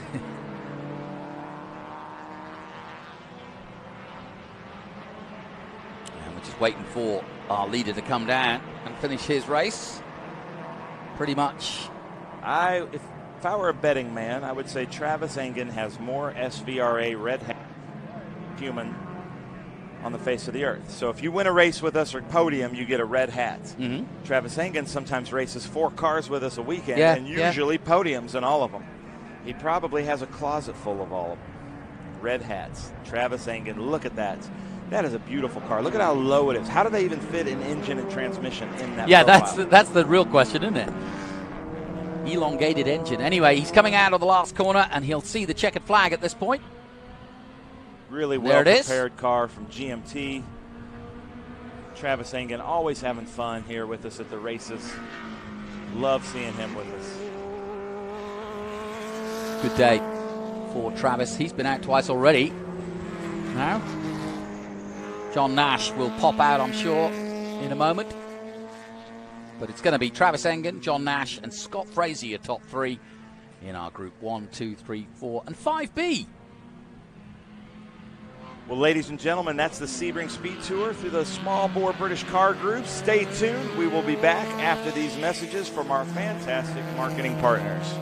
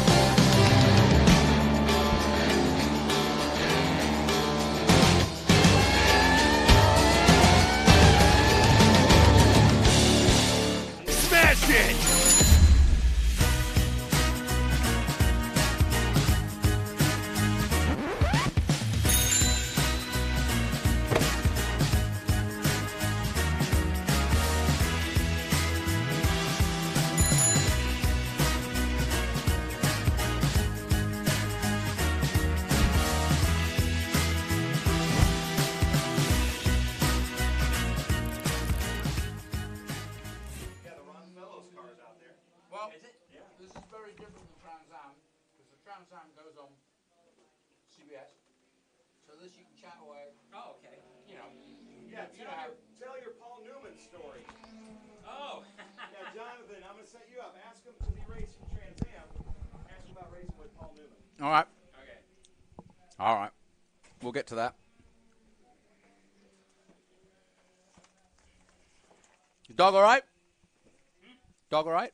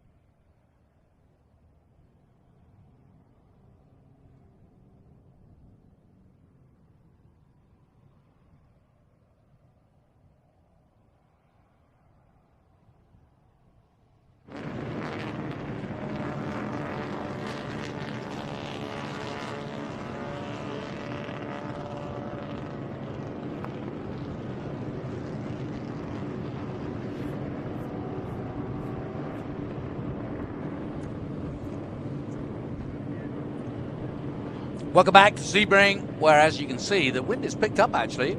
It's got quite breezy, but I'm looking at here, and it's not dragging in anything untoward, if that's the best way I can put it. When you're in Florida and you see the wind blow like that, you suddenly think, aha, it's going to be a storm in a minute. But I don't think that's going to happen today, which is rare, especially here at Sebring. It usually rains at some point. I'm delighted to be joined once again by Kerry Hitt as we look through some SVRA.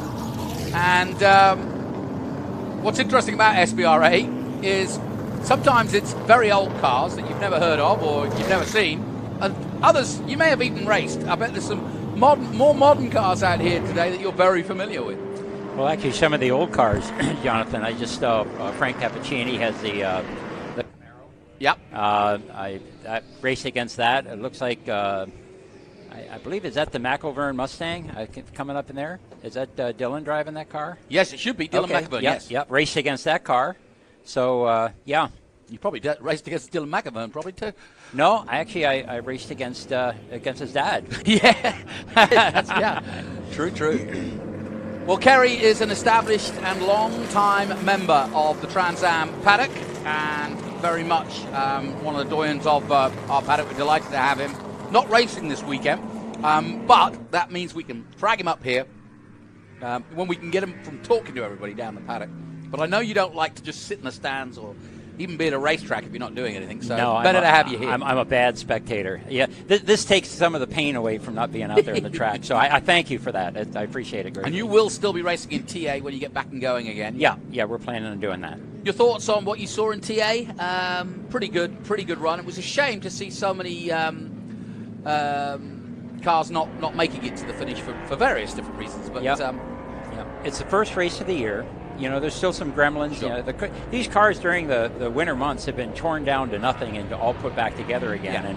Yeah. And some of the, I won't say who it is because they would be embarrassed, but one of the cars that dropped out, it was a 1/4-inch nut that was holding the throttle onto the, it just came loose and they couldn't get full throttle. So these things happen, but hey, it was a green flag from green flag to checkered flag without a stop, and that's I think that goes a lot to say for the drivers of the TA series. Well, while we've got a chance, because we'll get into racing in a moment, but I'd be very interested to know what of any of these, you mentioned a couple, but we've got cars from the early 90s all the way up to 2020 and 2021 in the Cayman GT4 that you have pedaled before and know something about. Not necessarily the actual cars, but the ones, that are like the ones that we're looking at. Yeah.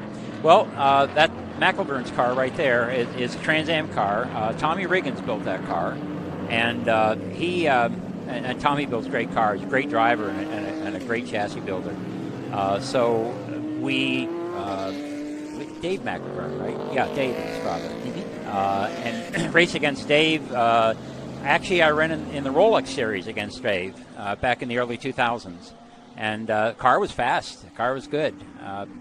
There was a Camaro in there that Frank Cappuccini is driving, black and white Camaro. I'm sorry, yellow and white Camaro, a yellow and black Camaro, and Frank was really good back in the day.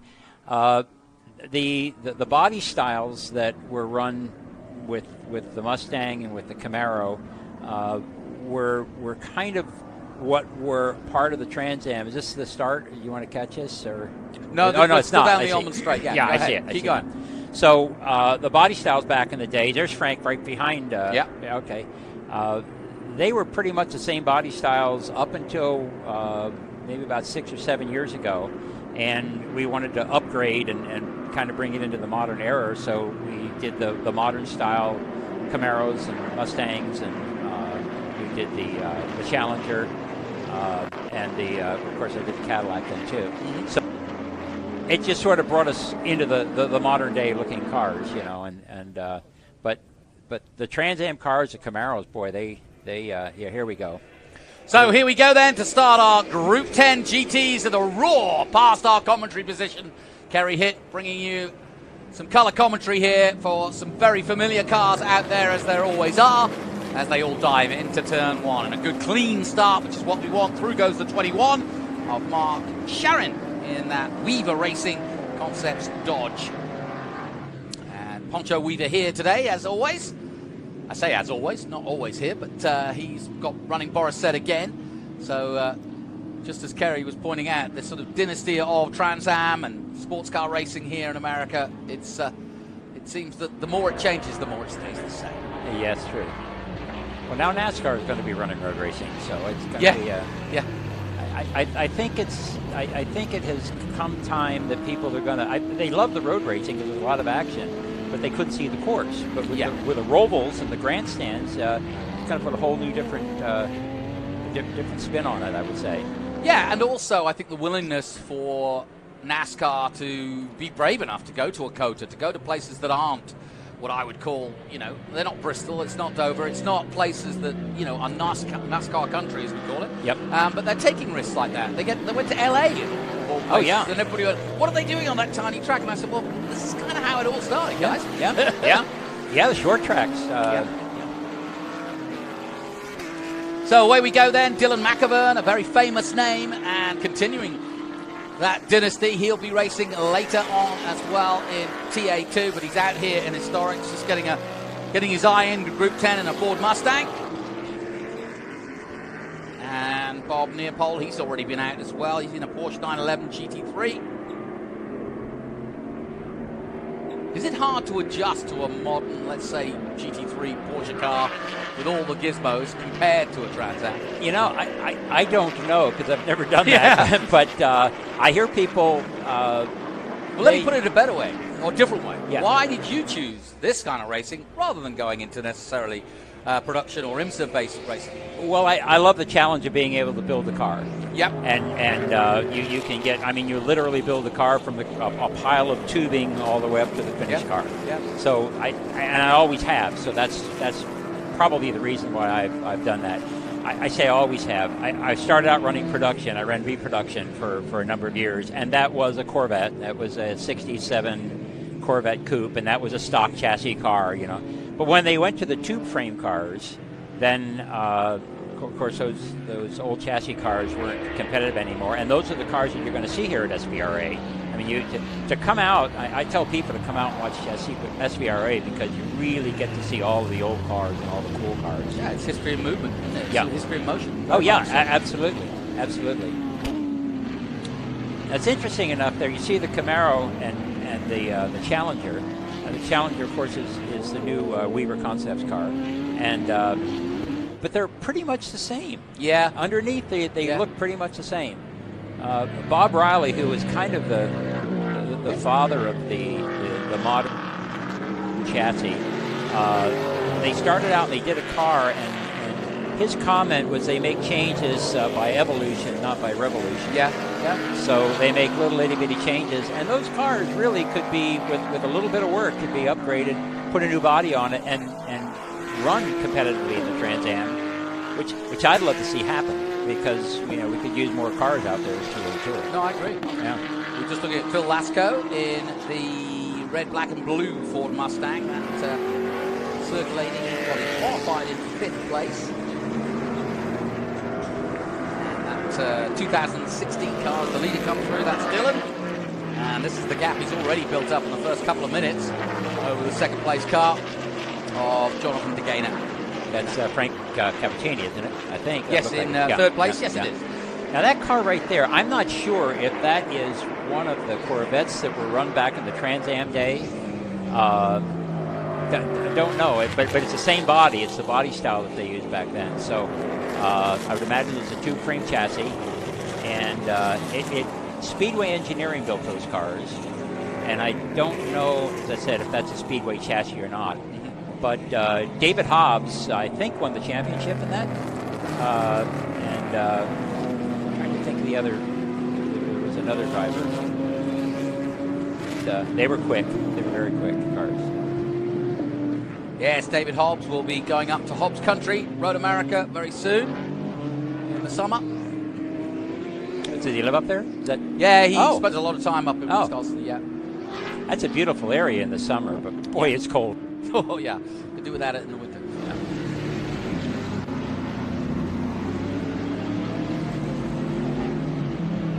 So we're looking at the old field. Yeah. Through comes the 7A in currently 8th position. That's Charles Wick in the Porsche GT3 Cup car. I bought Charles Wick's old Corvette and turned it into the Camaro. That's the Camaro that we have. There's an example of taking an old body and putting a new body on it, still using the same chassis. It's a Rocket Sports chassis. For those that didn't hear you yesterday, you know your bodies because you are, well, pretty much the main reason our cars in Trans Am look like they do, because you basically design and put together the bodies for the composite design and bodies of the cars, right? Yeah. We kind of developed a process. We developed all of the bodies on computer, and then I have a 5-axis router with a 10-foot by 10-foot base. That cuts out the body pieces, and so finally we've got the left side and the right side of the car exactly the same. Back in the old days, it would take 8 months to be able to build a pattern, and it would really be time-consuming to get one side as close as you could to the other side, but never really quite. Now we're looking at 6 to 8 weeks to be able to do that, and they come out perfect. So we're looking at trying to add, possibly add another car. We've looked at the Toyota. We have a lot of interest in that, so the more manufacturers we get involved in Trans Am, I think the better it'll be. And are you itching to innovate in any other way? You mentioned that to see some more cars. We've just seen the next gen NASCAR come out on display at the 500. I'm sure you watch with much interest, and Poncho Weaver, of course, had a part in that with his group technique. But what would you like to see for Trans Am next in terms of maybe not redesigning, but maybe changing some of the stuff? Well, Aaron Caldwell, is the tech director, has been doing a really good job in kind of adding things. We've done a lot to these cars with aero. Yeah. And this year, wow, we really got a little bit more. I mean, it started out, we got the tunnel under trays, went from flat under trays to the tunnel under trays, which gave us more front downforce.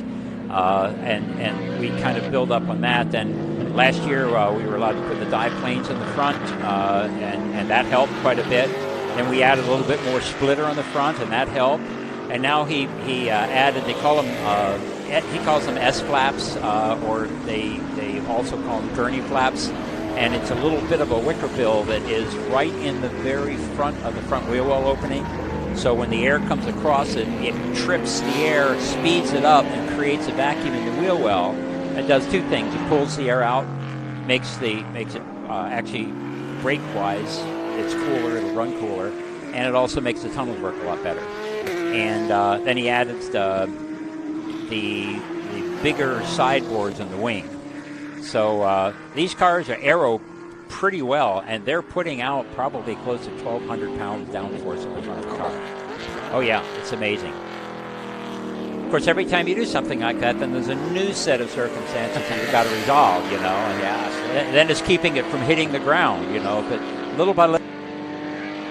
Ariel Wolfgang in the Porsche Cayman GT4 going through shot. We just saw John Cloud. I'm sure you're very familiar with his career and his abilities over the years. With John Cloud. Yeah. I don't know him that well, but I raced him.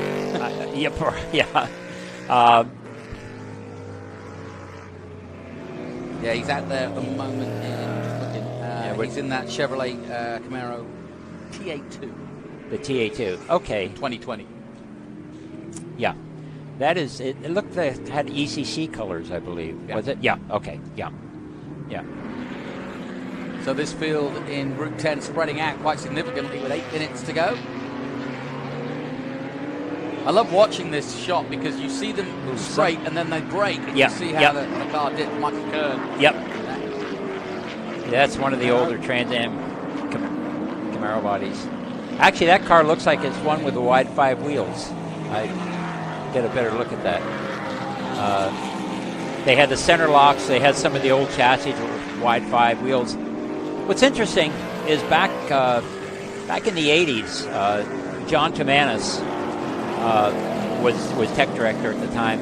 Yeah, that's a wide 5. They came up. Explain what you mean by that. Okay, the old Fords had a great big hub, and the wheel was more of a rim, and the center of the wheel was kind of the hub, and it had 5 bolts that hold it on. Okay, and they were really big in racing. They're light. When this formula that SCCA came out with for the Trans Am was pretty much the way they've gone with the TA2 cars. Right. They had basically stock car chassis and stock car components, and they were trying to keep the cost down. Oh, well, that's I hate when that haapens. Yeah, I know. The good thing is you can do the long loop. Yes, yeah. Unless the brakes are on the floor. There he goes, right back. Yeah. That was not a shortcut, though. No, not by any means. For sure. So anyway, the format was a tube-frame chassis, kind of a stock car chassis, and then you could go with the wide 5 wheels, 5-on-5 wheels, and those rules were run for a little bit, and then they decided they were going to go with the square tube frame. Bob Riley came up with the first generation of the car that had the center lock wheels and followed the rules, but the idea of people that are building these things is you read the rules and stretch them as far as you can, and that kind of got stretched into what the cars are today. Yeah, there's that John Cloud car just going through shot there. Yeah, I see that. Yep. So at the moment, it's still Dylan McInvern. Some 4 seconds up the road from now second place, Frank Ciappatini. Is that the right way? Cappuccini, yeah. Frank's from New Jersey. Cappuccini, yeah.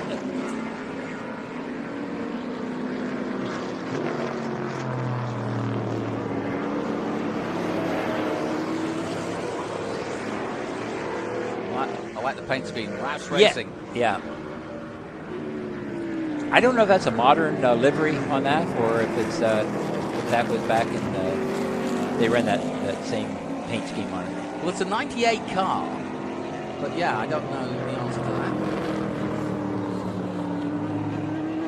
Davidson Panos GTS.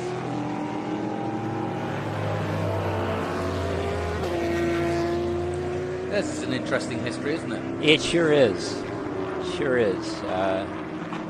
Had a tremendous amount of effort put into it, that's for sure. Yeah.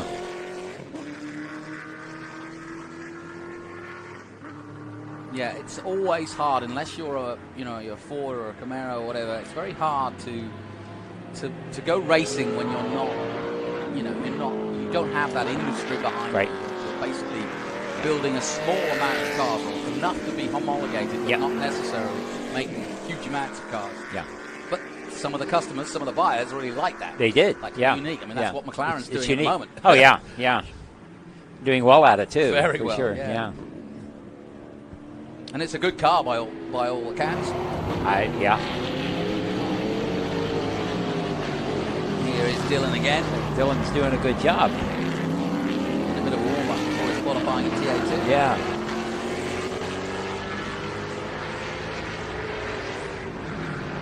Frank's hanging in there too. Yeah, he's not that far behind. No, he's a good driver. Always a good driver. Yeah. Phil Lasco in third position in the TA2 Mustang at the moment. And then Jeffrey Bernatovic in the Corvette, GT1 Corvette, is in fourth position. That car, a 1990. Be interesting to find out what the history is and that, if that is one of the Speedway engineering cars. Yeah. They had Camaros the year before that, then they came out with the Corvettes when the 84 Corvette came out. And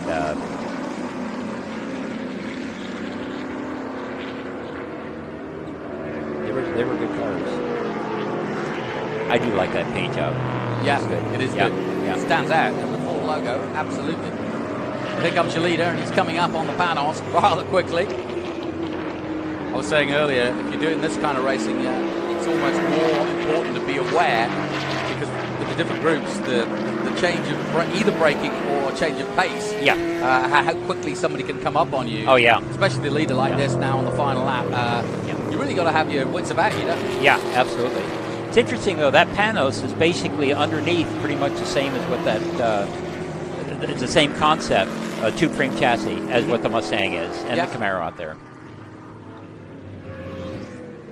Was there ever a time when, I mean, the tube frame, obviously, you know, it's synonymous, but could you mess with materials?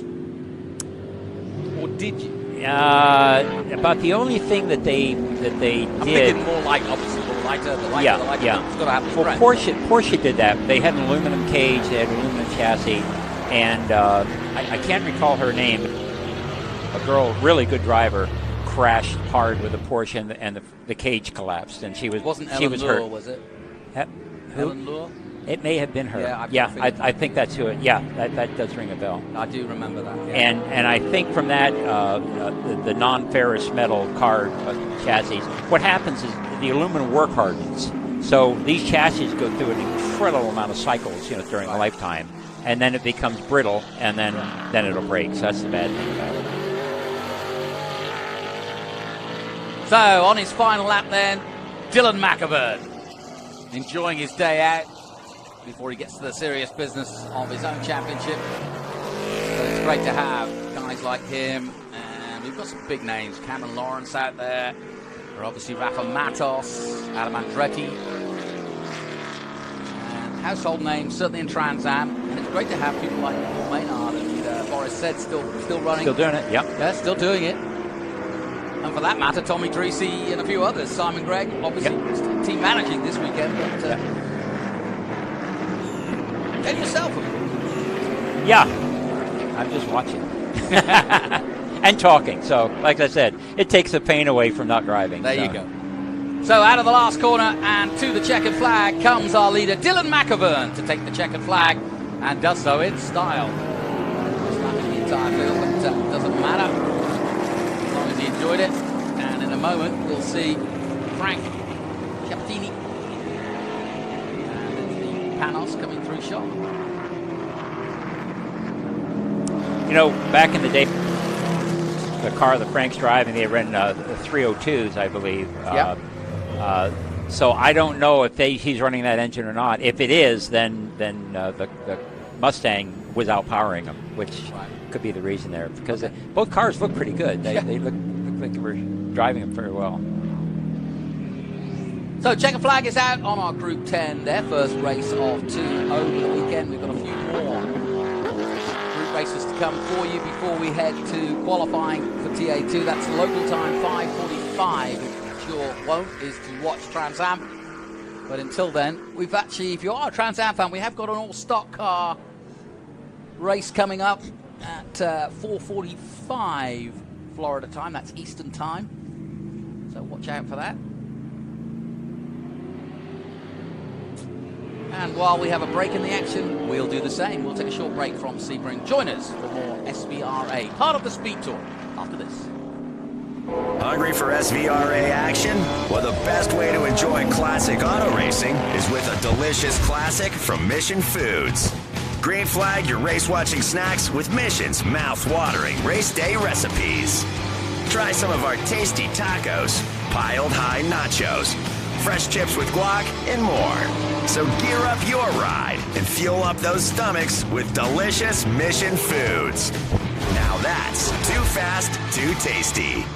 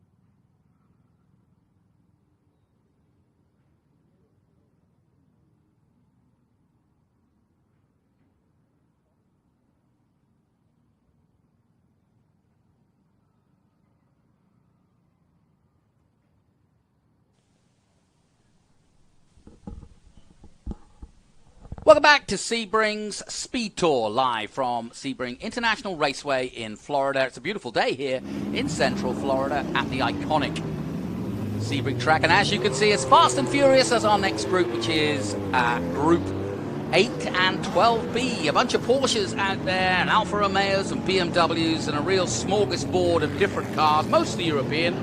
And always good to see these cars in action. We're looking between 1966 Ginettas. I didn't know Ginetta had gone that long. A company from Leeds in England. All the way through to what, the mid-80s? Yeah. Well, actually, there's a 95 BMW M3 out there, so that's about the most modern. But a really interesting group of different cars here. Alongside me, Kerry Hitt. What do you fancy here? Which car? Well, yeah. What would you like to drive? I always say that when you're watching historics, because that's what it's all about. I've always favored the big bore stuff, so there's a Corvette in there, and that's what I drove for years. So that's probably. But some of these other cars, the 914 is an interesting car. I mean, that's got a lot of racing history. The 914, yeah, absolutely. Yeah. Yeah, it's interesting being a European and coming here and realizing that the snobbery that we purvey in our car industry or our racing industry in Europe, and then seeing it from the other side of the pond is really interesting, because you can see how, the Americans, it was very much all about the engine, all about the power. And really, when you look at the racing, drag racing, quarter miles, it's all about what can you put down to the ground. Whereas, exactly. As you know, European cars, it was all about, we want to sell it as a race, we want to sell it as a production car, but we wanted to go racing, so the lines need to be good, and the production, and the performance needs to be good. And a lot of times you'll see the Germans taking on Audi, BMW, and they're in their own world of competing against each other. And the same was true of Britain in the earlier days. And the same is true of Italian manufacturers. They've always wanted to be one up on each other in their smaller bore cars especially. But I love the period where the small bore European cars came over here and actually had success against the big bore. They did. The learning curve Detroit had, I think, was probably hastened by the fact of the cars coming over there, and they learned some lessons, and it was there was more than one time when you had a little underpowered car beating one of the big Detroit Iron cars, and of course they didn't like that, so they did better. They did better, Well, and also the circuits here were not necessarily, certainly the road circuits weren't long straighted. They didn't give the advantage away at all to the big ball. That's true. But those are the most fun tracks to drive. Yeah. That really. I mean, I can imagine a big bore car going around Lime Rock would be tough. Yeah. There's no straights. Yeah. No straight. Well, there's one, but not much. Yeah. Whereas Road America, I can see the advantage of that hill. Yeah. And then look at Laguna. That is another. They've got a long straight on there, but there's still some tight turns in it, and it was a handling track. So these drone shots have also. What do you think, Kerry? I mean, you like the rest of us have witnessed the transition to drone coverage. It's totally changed the game, hasn't it? It has. It's fantastic. We were talking a little while ago about the NASCAR going road racing, and the drones kind of give you the same concept as the grandstands do. Yes. You can see everything. You can see a lot more. And you can certainly see when somebody is chasing somebody else down. Yeah. It's all very well to say, well, he's 0.2 ahead or he's a second and a half. It doesn't mean anything until you actually see it. Yeah. And also where the traffic is. Yeah. And what is maybe ahead. Correct. Lights are off on the Honda then. Race pace car, safety car, as this full field of cars get ready for Group 8 and Group 12B, their first run. Host of European, but as Kerry rightly points out, the odd Chevrolet Corvette is out there as well. We've got an 89 out there in the hands of John Miller. But they roar past our commentary position as the green flag waves, and it is the BMW getting the advantage for the moment. There's that Mission-sponsored car right at the centre there, and the 110 of Lisa Hansen in the 911. Through goes the 51. Is that the 81? Mike Gonzalez. Everybody cleanly through, though, the first corner. This is the corner that worries me. Yeah. Everything bunches up down there, and, you know, Am I right? It's bumpy going in. It's bumpy going in, and the quick way through that, you really need to hit the curbs, and that bounces the car around. And, I mean, more than once I've seen daylight underneath the tires of the cars that are in front of me. But they made Down towards the hairpin for the first time then. Everybody's safely through for now.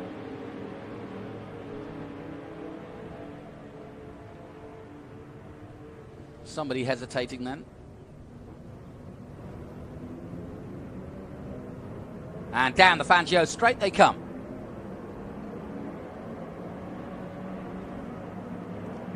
That is a fun straight, and it's a fun turn, but boy, you really... Oh, wait, no, wait, I was the wrong one. There we are. Yeah, this is the next one. now. Yeah, this is the next one. Yeah, that's Lisa Hansen in the Porsche.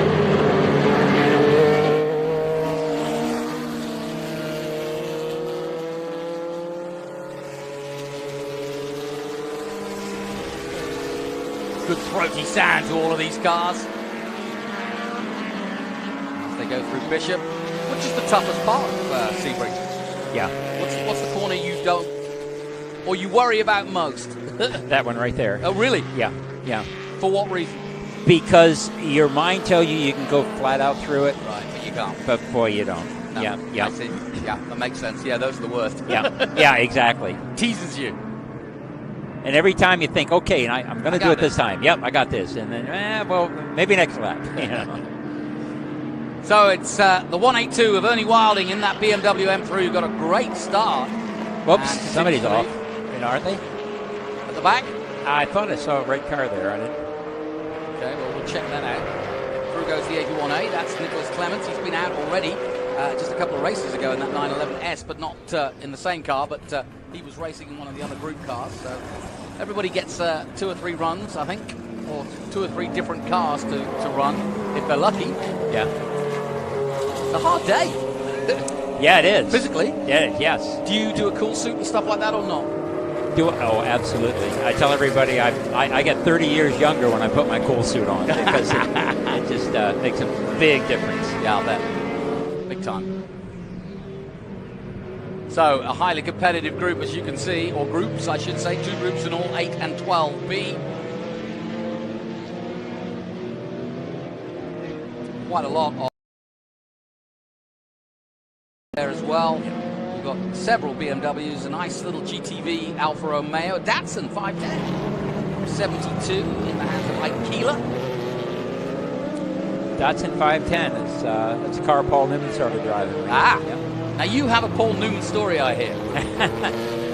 Well, you raced against him. I did. Oh yeah, yeah. In fact, Paul and I started running just about at the same time. And we went through our novice races. With SECA, you had a certain number of races. You had the novice races. And we both ran our last novice race up at Lime Rock. And I had an old 69 Chevy station wagon with an open trailer, and I towed in there with my Corvette. And I parked out by where the old oak tree used to be. Yeah. Okay? So, and I pulled in. I just pulled in. There was a space there and got it unloaded. I went to the race alone. Okay? So I got the car unloaded, got everything. Oh, lock up. Go ahead. Yeah. So went out on the track, and first time I was ever at Lime Rock, so I kind of got in behind blue Datsun 510. And the guy knew the course pretty well, so I followed him 2 or 3 laps. And after I kind of felt as though I knew the track, I passed him and gone down the straight, which was kind of easy with the Corvette, you know. Sure. And, after it was over, we came back in, and of course, his crew was around him, and I didn't have a crew, so I was just running back to the pit just as he was ready to pull out to go back to the paddock area. So I let him go, and I kind of went down through and pull in, and he pulls in right beside where I was parked, you know. And you were quite right. That red car did go on. Yep, yeah. It looked like it was, yeah. So he's not at a bad spot, or is he? I don't know. Interesting to see what they do there. So got out of the car, and I walked over. The guy got out of the car. I looked at the car, And I said, hey, thanks for showing me around the track. I said, you got a pretty good line. He said, oh, yeah. He said, it's my home track, and I've been practicing driving here, And so we talked for a little bit, and I walk over and extended my hand and said, my name's Kerry Hitt. He said, I'm Paul Newman. And it shocked me because I didn't recognize him. Yeah. And that's probably what he wanted. Exactly, because I didn't, and I was embarrassed, and I apologized. I didn't realize. Well, he thought that was great, because we were racer to racer, and that's what he was. When he came in, he was racing, and that's what he wanted to be. Yeah. I think he would have rather been a racer than an actor. To be honest, Brian Redmond told me the same about working with Steve McQueen, same thing. Yep. The biggest thrill Steve ever got was being in a crowd of racing drivers where he was treated like a racing driver. Exactly. And not as this superstar. Exactly. And Brian was the first to say, having seen him do the film and work with him with that car at 917, that he could have been a fantastic racing driver. Oh, absolutely. Absolutely, yeah. And Paul was. I mean, Paul was an excellent driver. NCAA national championship. Oh, yeah. Yeah, I think it was his first national championship. It was down at Road Atlanta. I remember this. I'll always remember this. It was before he won an Oscar, and he was telling everybody how much he appreciated, and the speech went something to the effect of, people can do something well in a walk of life, and then when they want to go to another walk in life, and they are treated differently because they aren't treated special, Yes. And he didn't want that. He wanted to be a racer. He wanted to earn his reputation, which he did, and he did it well. But at the end of the speech, he said, this is one of the greatest days of my life, and he held the trophy up, and he said, screw the Oscars, So, it's very true, and that's what I love about the fraternity of motor racing. It's very true. Scott Borchetta, I know, I haven't discussed it with him, but I know just seeing his demeanor and having interviewed him a couple of times that he doesn't want to be talked. He doesn't want to talk music when he's here. He wants to talk racing, and he wants to be known as that. Yeah. Frankly, if nobody knew what his other career was, he'd be quite fine with it. Oh, yeah. And he probably has more respect for someone like you and what you do, and wants to learn from someone like you who's been racing longer. And he is just enveloped. And I know we did an interview with Patrick Dempsey when WEC started out, and it was the same for him. He has had to get out of that shadow of being a famous actor.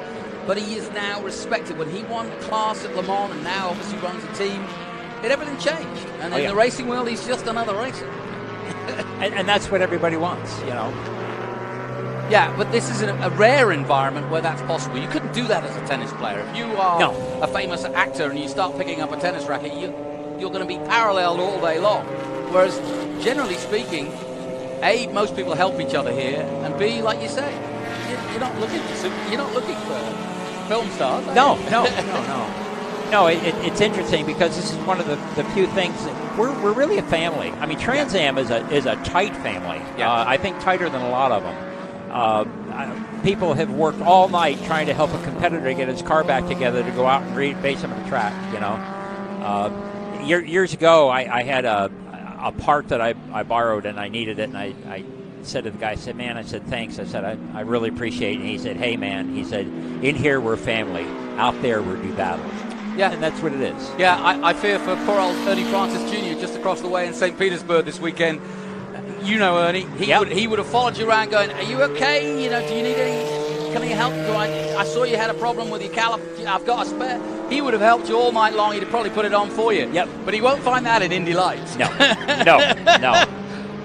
But great that we develop champions like him, young as he is, really, really good. And he's got that absolute tradition of a Trans Am driver. Yes, he does, and he has the passion and he has the hunger to do it, and he just wants to do well. He wants to do better. Yeah, and I can't think that anybody in this paddock won't be tuning in to make sure or cheer him on in his endeavours. He deserves more, and he deserves a break, and I hope he gets it. Yeah, I do too. So we've got 8 minutes to go in our Group 8 and 12, and it's spread out pretty quickly, but it's been some fun so far.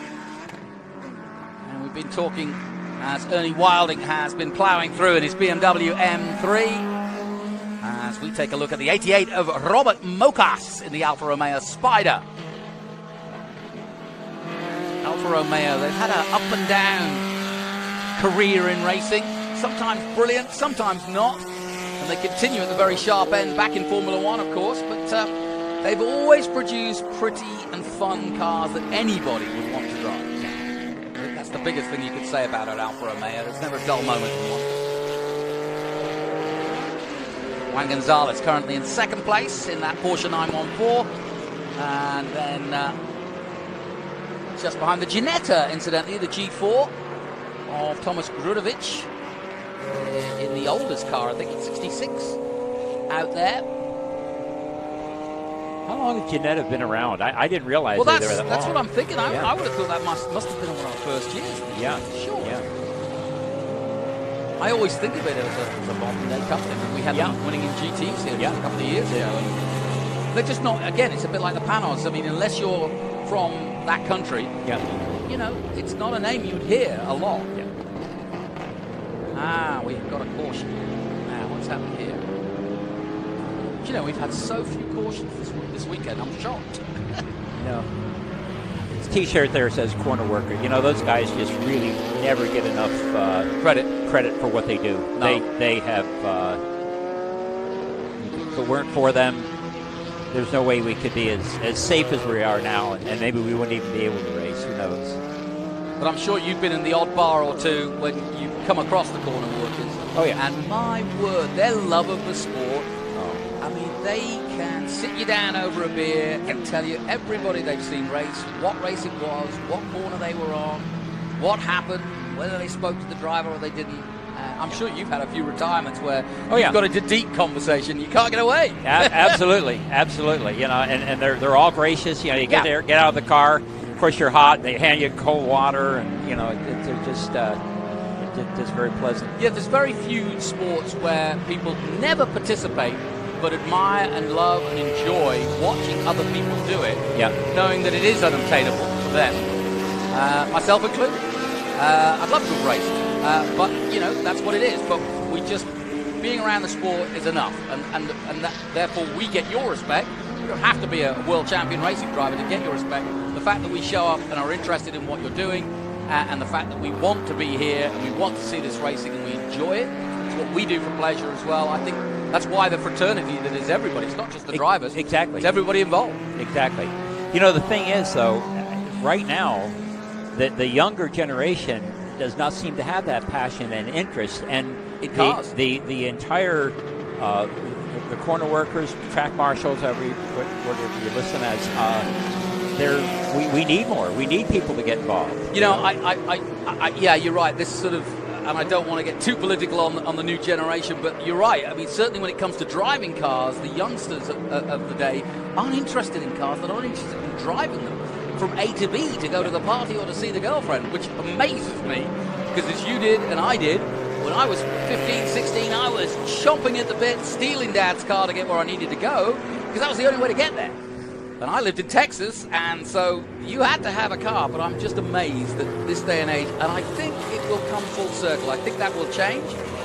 It is a sort of period of computers and access and virtual and all the rest of it, but I think that nostalgia and that ability to drive an old, as it will be, combustion car and hear the noise and feel the wind and all the rest of it will come back. And I think it may not be as big as it ever was, but and life has changed. We're in a virtual world a lot of the time, and generations change. But I'm really glad that the Peter Gregg Foundation are doing what they're doing and encouraging people that there are careers and there is money and there is, you know, an industry waiting for you. Checkered flag is out after that caution, so not a surprise that we end under caution there, and Ernie Wilding will take the victory. But would you see, you know, you agree with me with what the Peter Gregg Foundation's doing? Absolutely. Yeah, I thought we need them. Yeah, they're doing it good. We need them. Absolutely, we need them. And it's no good giving them, let's say, a racing Tesla and saying, well, yeah, we've got to get the springs and we've got to get this right and we've got to go. You know, if they've never seen a basic racing car, it's no good getting an electric car and presuming that you can just make that go fast. There's a lot that comes with learning the mechanics of mechanical engineering, and it doesn't matter whether it's an electric engine or a combustion engine. You've got to know the physics. Yeah, you've got to know the physics. The whole idea is to put the tire contact patch on the road surface and keep it there and get the best grip you can get out of it. Doesn't matter what's powering What's the car. powering it, yeah. Well, Kerry Hitt, thank you so much. Again, we'll take a short break here from Sebring. More action to come from our SVRA coverage. The first round of the 2022 season. One of the main reasons for poor vehicle performance is a dirty fuel system. It can cause decreased fuel economy and actually do harm to your engine over time. By adding Lucas fuel treatment to your vehicle, it cleans and lubricates the entire fuel system, pump, carburetors, fuel injectors, and valves as you drive. It also improves your vehicle's performance. It's a non-solvent product designed to protect both gasoline and diesel engines. Lucas Fuel Treatment. It works.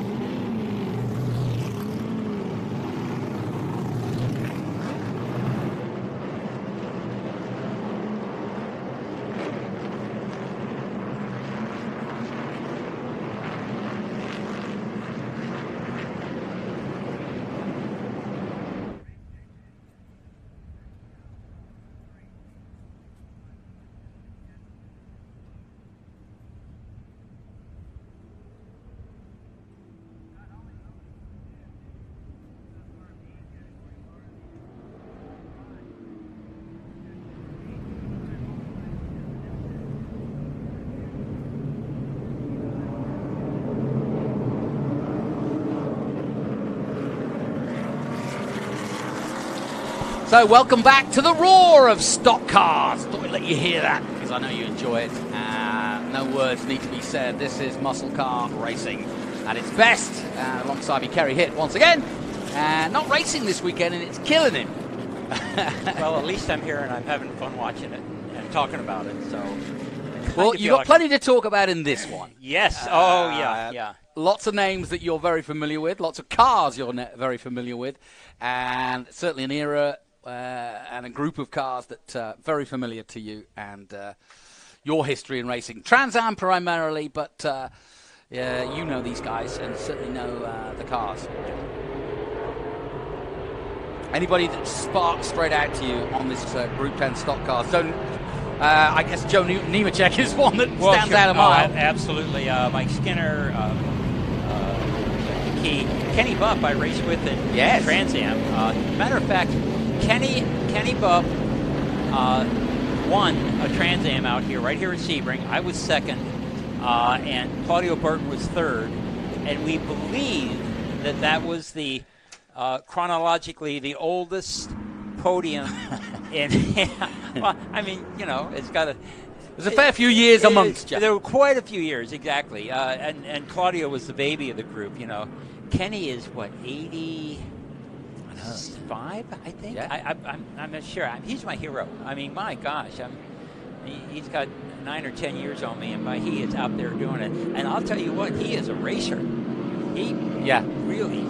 Well, it's another. I tell you, talk about attitude and lifestyle. I think golfers, tennis players, and motor racers are. You know, I see more of them in their mid-80s, still playing golf, still hanging out, and a lot of them still driving. Yeah. There was Kenny just a moment ago on. Number 6. And of course, Bupp Jr. has got a good career going as well. What a driver, yeah. He has really come around. It almost feels like you don't have a choice as a son of or a brother of or whatever. If you've got an Andretti or an Unza name, you're going to go racing. You're going to go racing, yeah. But you know, I say families that race together stay together.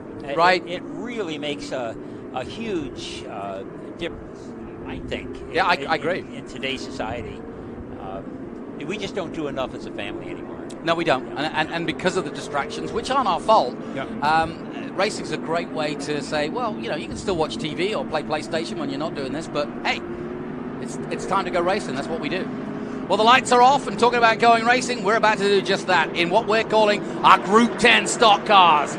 It's absolutely beautiful sound and sight of these cars here at Sebring. And we'll tell you some stories about each and every car as soon as we get a chance, because we are about to go green. The pace car, the Civic, comes off, and the green flag does wave, and away we go. This their first race of the weekend. Scott Holly, Joe Nemechek leading the way at the moment. Jeff McGee, Mike Skinner, who you mentioned, Kenny Bupp right in there too. Not an easy circuit, I would have thought, for these kinds of cars. Used to ovals more or less. And as somebody who's had a big part in the Trans Am side of it, how do these cars compare? And I'm just talking about the basic NASCAR, stock car, race car, compared to the Silhouette. Because it's very similar racing. It is. It's similar racing, 2 cream chassis. But these are pretty robust cars. I mean, you know, the term, if you ain't rubbing, you ain't racing, really fits with them. Yeah. So, and there you go. As I was saying. Just right? as I was saying. Yeah. And that was Wiley Todd. And the number 9 of Stephen Kennelly. Just getting it around there in the Dodge. The red Dodge, but no harm, no foul. Like you say, I think they're robust enough to keep going, those two. Yeah, they are. I'm glad to see they're running them in a group of their own, though. Yes. Because, yeah. I mean, you run those with a Trans Am car, and the Trans Am car just, they're more nimble, but they're a little more fragile, you know. So what are the basic differences? Obviously, you can see from Trans Am we don't have that. We have a much more, a bigger rear wing, flat than the NASCARs do. But what else? What are the major differences? Well, the ride height in these is a lot higher. Right. They aren't running. I don't believe they're running wings at all. They're running spoilers in the back of the car. Yeah. And they are, like I say, they're really robust. The suspension is pretty tough. They've got good forged spindles and uprights, which are kind of a takeoff of street cars. Because you drive through all the potholes of street cars, and they've got to hold up for hundreds of thousands of miles. These are a takeoff of that.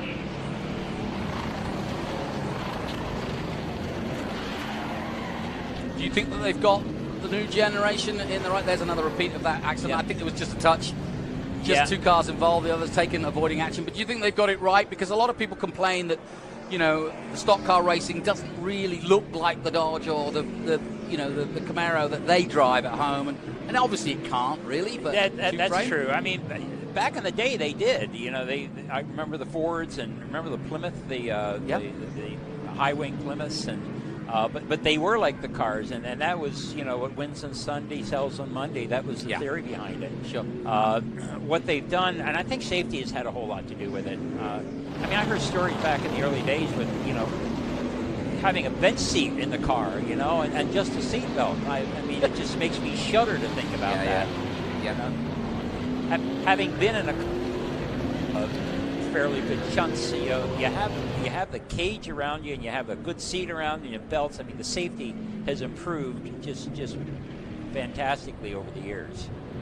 But there can't be a lot of cushion when you hit metal to metal or wall to wall in a stock car or a Trans Am. You're gonna feel it. Oh yeah. Things like the soft walls at the end of the stock cars was great. I mean, it just takes that initial impact out. These cars back in the day were rock and sock, That's actually the 2 of Scott Holley, who had been leading this race. The 2A is Matthew Butson, and he's down in 7th place at the moment in the Charger. Some interesting names. Kenny Buck, you've already mentioned. Randy Walker out there, Donnie Strickland. And Joe Nemechek, no introduction needed. Multiple winner and champion. Fantastic racing driver. And still going, as you can see. 2:10.5. Pretty good laps, too. 2:10, one of those is pretty good. They got big motors, though, too. You see the ground clearance on these cars? Yeah, it's much higher. Now I see it, yeah. And that is that because of oval racing, or is there any other particular reason? I would think so. Yeah. I would think so. Because these cars, they get on the banks, people don't realize the amount of G-force that's involved in the car, like Daytona. I mean, we run the 24-hour Daytona, and these cars, they just collapse right down on the suspension. You sort of have to have a place to put your left foot and hold yourself there, and you're also looking out the top of the windshield. You don't realize that. You're not looking straight ahead. So, I hadn't even thought about that. Oh, yeah. When you're on Daytona, you're never looking straight forward. First time I rode Daytona, it was the Greenwood Le Mans Corvette that we had was down there, and I went down, and that was before they had the bus stop. So we went down. The first time I broke 200 mile an hour. It was 207 mile an hour down the back straight, and then into turn 3, and then turn 4. And I had to actually crank my neck to look up out of the left corner of the windshield, be able to see 22 straight degrees, isn't it? Oh yeah. And nice. It's a big, it's a lot of bang.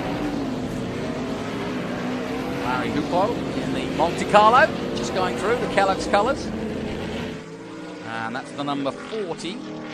Looking down, that's Neo Fernandez in the Dodge NASCAR.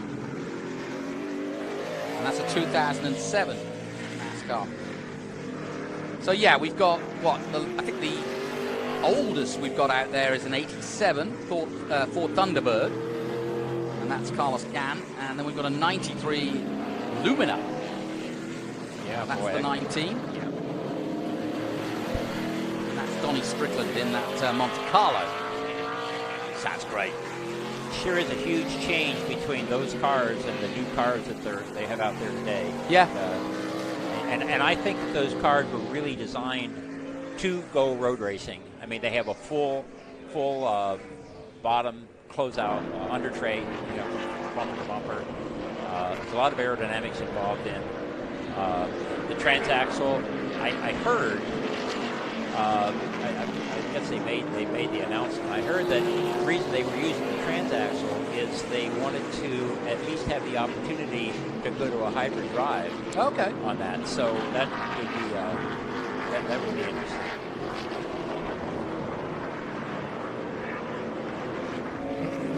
A lot of suspension travel in those cars. You can see where they hit the bumps and they're bouncing big time. Yeah, this is, like I said, this is a tough track for them. Oh yeah.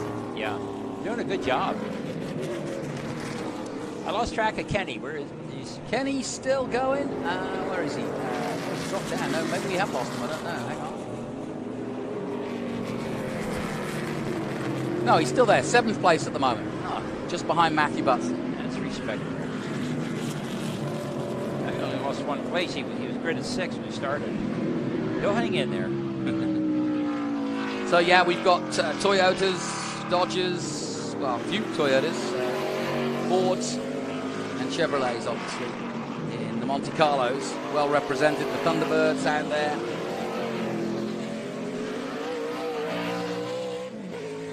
I think all the old truck A-arm types or suspension, they had like a. Yeah, I'm not a NASCAR guy. I'm trying to think of like a trailing arm type suspension. Okay. It looks like it's going a little dogged, doesn't it? Like it was canted a little bit. Yeah, maybe. Not tracking right. Maybe just the camera angle. Well, that's always what amazes me when you see a car set up for the ovals. Oh yeah. Compared to a road car setup. I mean, they really do struggle at times to make that adjustment, to make it, effectively a car that doesn't run, on banks. Oh yeah, they do. Completely different. Well, they have the number of cars that these teams had. I mean, 10, 15 cars. Yeah. But they had specifically. I remember back in the day, Bob Riley was involved in doing a design. I don't remember which car it was. For a road race car. And he built the car, built the suspension. I think they went out to one of the tracks out in California and just cleaned up. It may have been Sonoma, and just cleaned up. And then they started building road race cars. They have road race cars. They have speedway cars. Each one of them has a little bit of different body shape to it. The aerodynamics is very critical in speedways. A nice shot there of the 9 of Stephen Kennelly there, and a little bit of damage to the rear of that car. Dodge Intrepid. And that genuine draft, all black and gold, another synonymous paint scheme. It's so often you remember your NASCARs by your paint schemes. By the paint scheme, yeah. Yeah, here's that car we were talking about. Now, take a look at the back of this car. No, we can't see it this time. Coming down that long Ullman straight then. That was a 9 car. That may have happened when he out of the hairpin. Oh, yes, yeah, of course. Yeah. It will have done, yeah. 299. He did a little bit more than rub back then. Yeah, I got that one. That's Stephen Papalas. The Jeff Gordon car. Yeah, the drivers, you relate to the paint scheme to the cars. Yes, exactly, yeah. There it is, coming at us. That's a Lumina. I think those are that was the era when they first put the cars out that they really started having a lot of trouble with the cars just blowing over. Okay. And then they went into the flaps that they put on them, and these cars probably don't have them. But then they as the years went on, I'm amazed. Those flaps have made such a big difference. When you see a big crash like we saw at the 500 last week, and you see these cars going 140 miles an hour, but sticking to the ground, spinning around, but not flipping over. Yes, we saw, I think it was Burton that flipped over, but that was because of contact. When they're on their own, the flaps work, keep them glued really to the ground. Yeah. Very good innovation. Those are pretty sturdy, too, They're carbon fiber. They're very strong. You figure they've got to because they flip open, and then there's an inertia behind it, and then it goes into 180, 190 mile an hour wind, Yeah, here is Joe Nemechek in that number 8. Finally get a chance to see him race. But yeah, people often ask me, it seems so adrenaline junkies, they say, or rich kids having too much fun. When you actually see what the innovations that the designers and the people who are behind the scenes of motor racing and what they can develop for safety, that basically trickles down to our own road cars, whether it be brake systems or airbags, not that they use airbags, but my point is that anything that is made in racing, it's a test tube, isn't it? It's basically it's a test bed. It's R&D. It's a huge test bed, yeah. Yeah, all the big car companies would be they've been very involved, and they come up with a lot of innovation. And it's only obstacles that they would find when pushed to the very limit, like that. Yeah. When a car is flipping, or when the brake calipers go, oh, well, it's a spin, we don't want that. No. Especially not there. That is just coming into 16, or just coming down into the Ullman Straight, and he spun it around and looks as though... Now, I know from knowing this track, there is a way of backing that up and off track. Depends whether it's open or not there. Yeah, there is. But there's nobody really there to push him away, unless he can get it going. Get started. He's offline, which is a good thing. Yeah. Yeah, I don't think that they'll call it yellow on that. He's really offline. Yep. Jeff McKee in the Camry coming at us. Down the main straight he comes. Some good lap times too. 2:07.9 by Joe. Joe Nemechek at the front. It's a really good lap time for the athletes. And I'm thinking about TA2 qualifying next. They're not that much slower, are they? They're not that much slower, and I think the tires are smaller in these cars too, aren't they? Yeah, they will be. Well, with quality drivers out there. That's true. Well, with 4 minutes to go in this race, I am hopeful that the car that is stuck out on the exit of 16 will be able to stay where it is, at least, and not cause any problems, although it is pretty precarious. We'll see what they do. Down towards the hairpin they come in another famous livery. The Home Depot continues to be a big contributor to stock car racing, and well, it should be. We've had Home Depot, we've had Maynard's, we've had everything this weekend. We just need a Lowe's car out. Yeah. Dueling of the lumber companies. I really do think, and when I think of people like Jimmy Johnson and a few others, I've got a feeling that some of these guys are going to end up in Trans Am if they want to keep racing them. Simply because they just love racing. Yeah. And, Jimmy's different. I mean, he's gone to do IndyCar, and that's fine. But there's probably quite a few guys who, are in an Elio, somebody like that, who probably, even his IMSA days are numbered. Yeah. May just say, you know what? Rafa definitely won't go anywhere. Anybody who's driven a Trans Am car says that it's the most fun that they've ever had. Yeah. It is. The car has, like I said, it's unique. It's a thoroughbred. It's nimble. It is a little fragile, so you don't get out there and bang them up. I mean, that's not. It's part of the gentleman part. That's what I like about the driving of it. Check it out for Joe Nemechek, and another win to add to the millions of others. Not quite that many, but yeah. But yeah, you're exactly right. I think that's a very good point. That you don't want to beat them up, but you can race them hard. Oh, you can race them really hard. Yeah. And if you look at the way Tony Perella's got it set up, you could race. You could be a superstar like Elio, come here and race an old car and enjoy every moment of it, or an ex-LMP2 car or an ex-IMSA car, and have a lot of fun in that with some guys that are capable, and then you could jump straight in a Trans Am car and probably get a lesson from someone like yourself.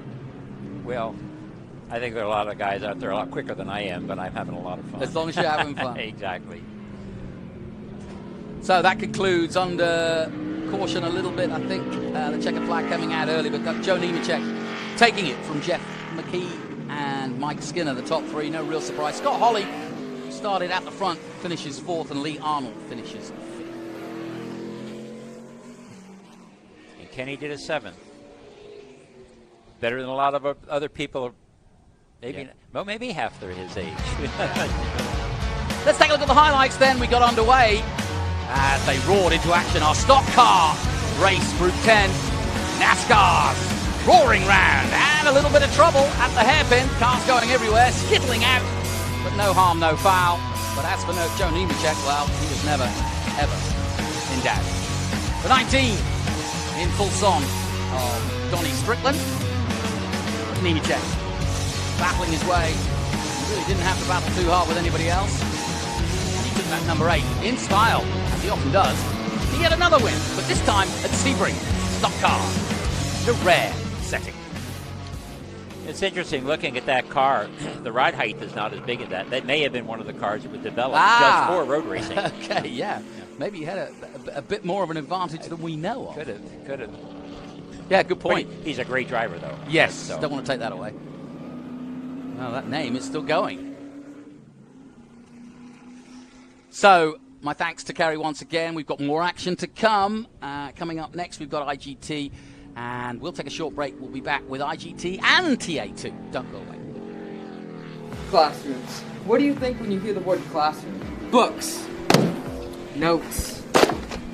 Tests. It's time for a change. Here at the Winner Circle Project, we are reinventing the classroom.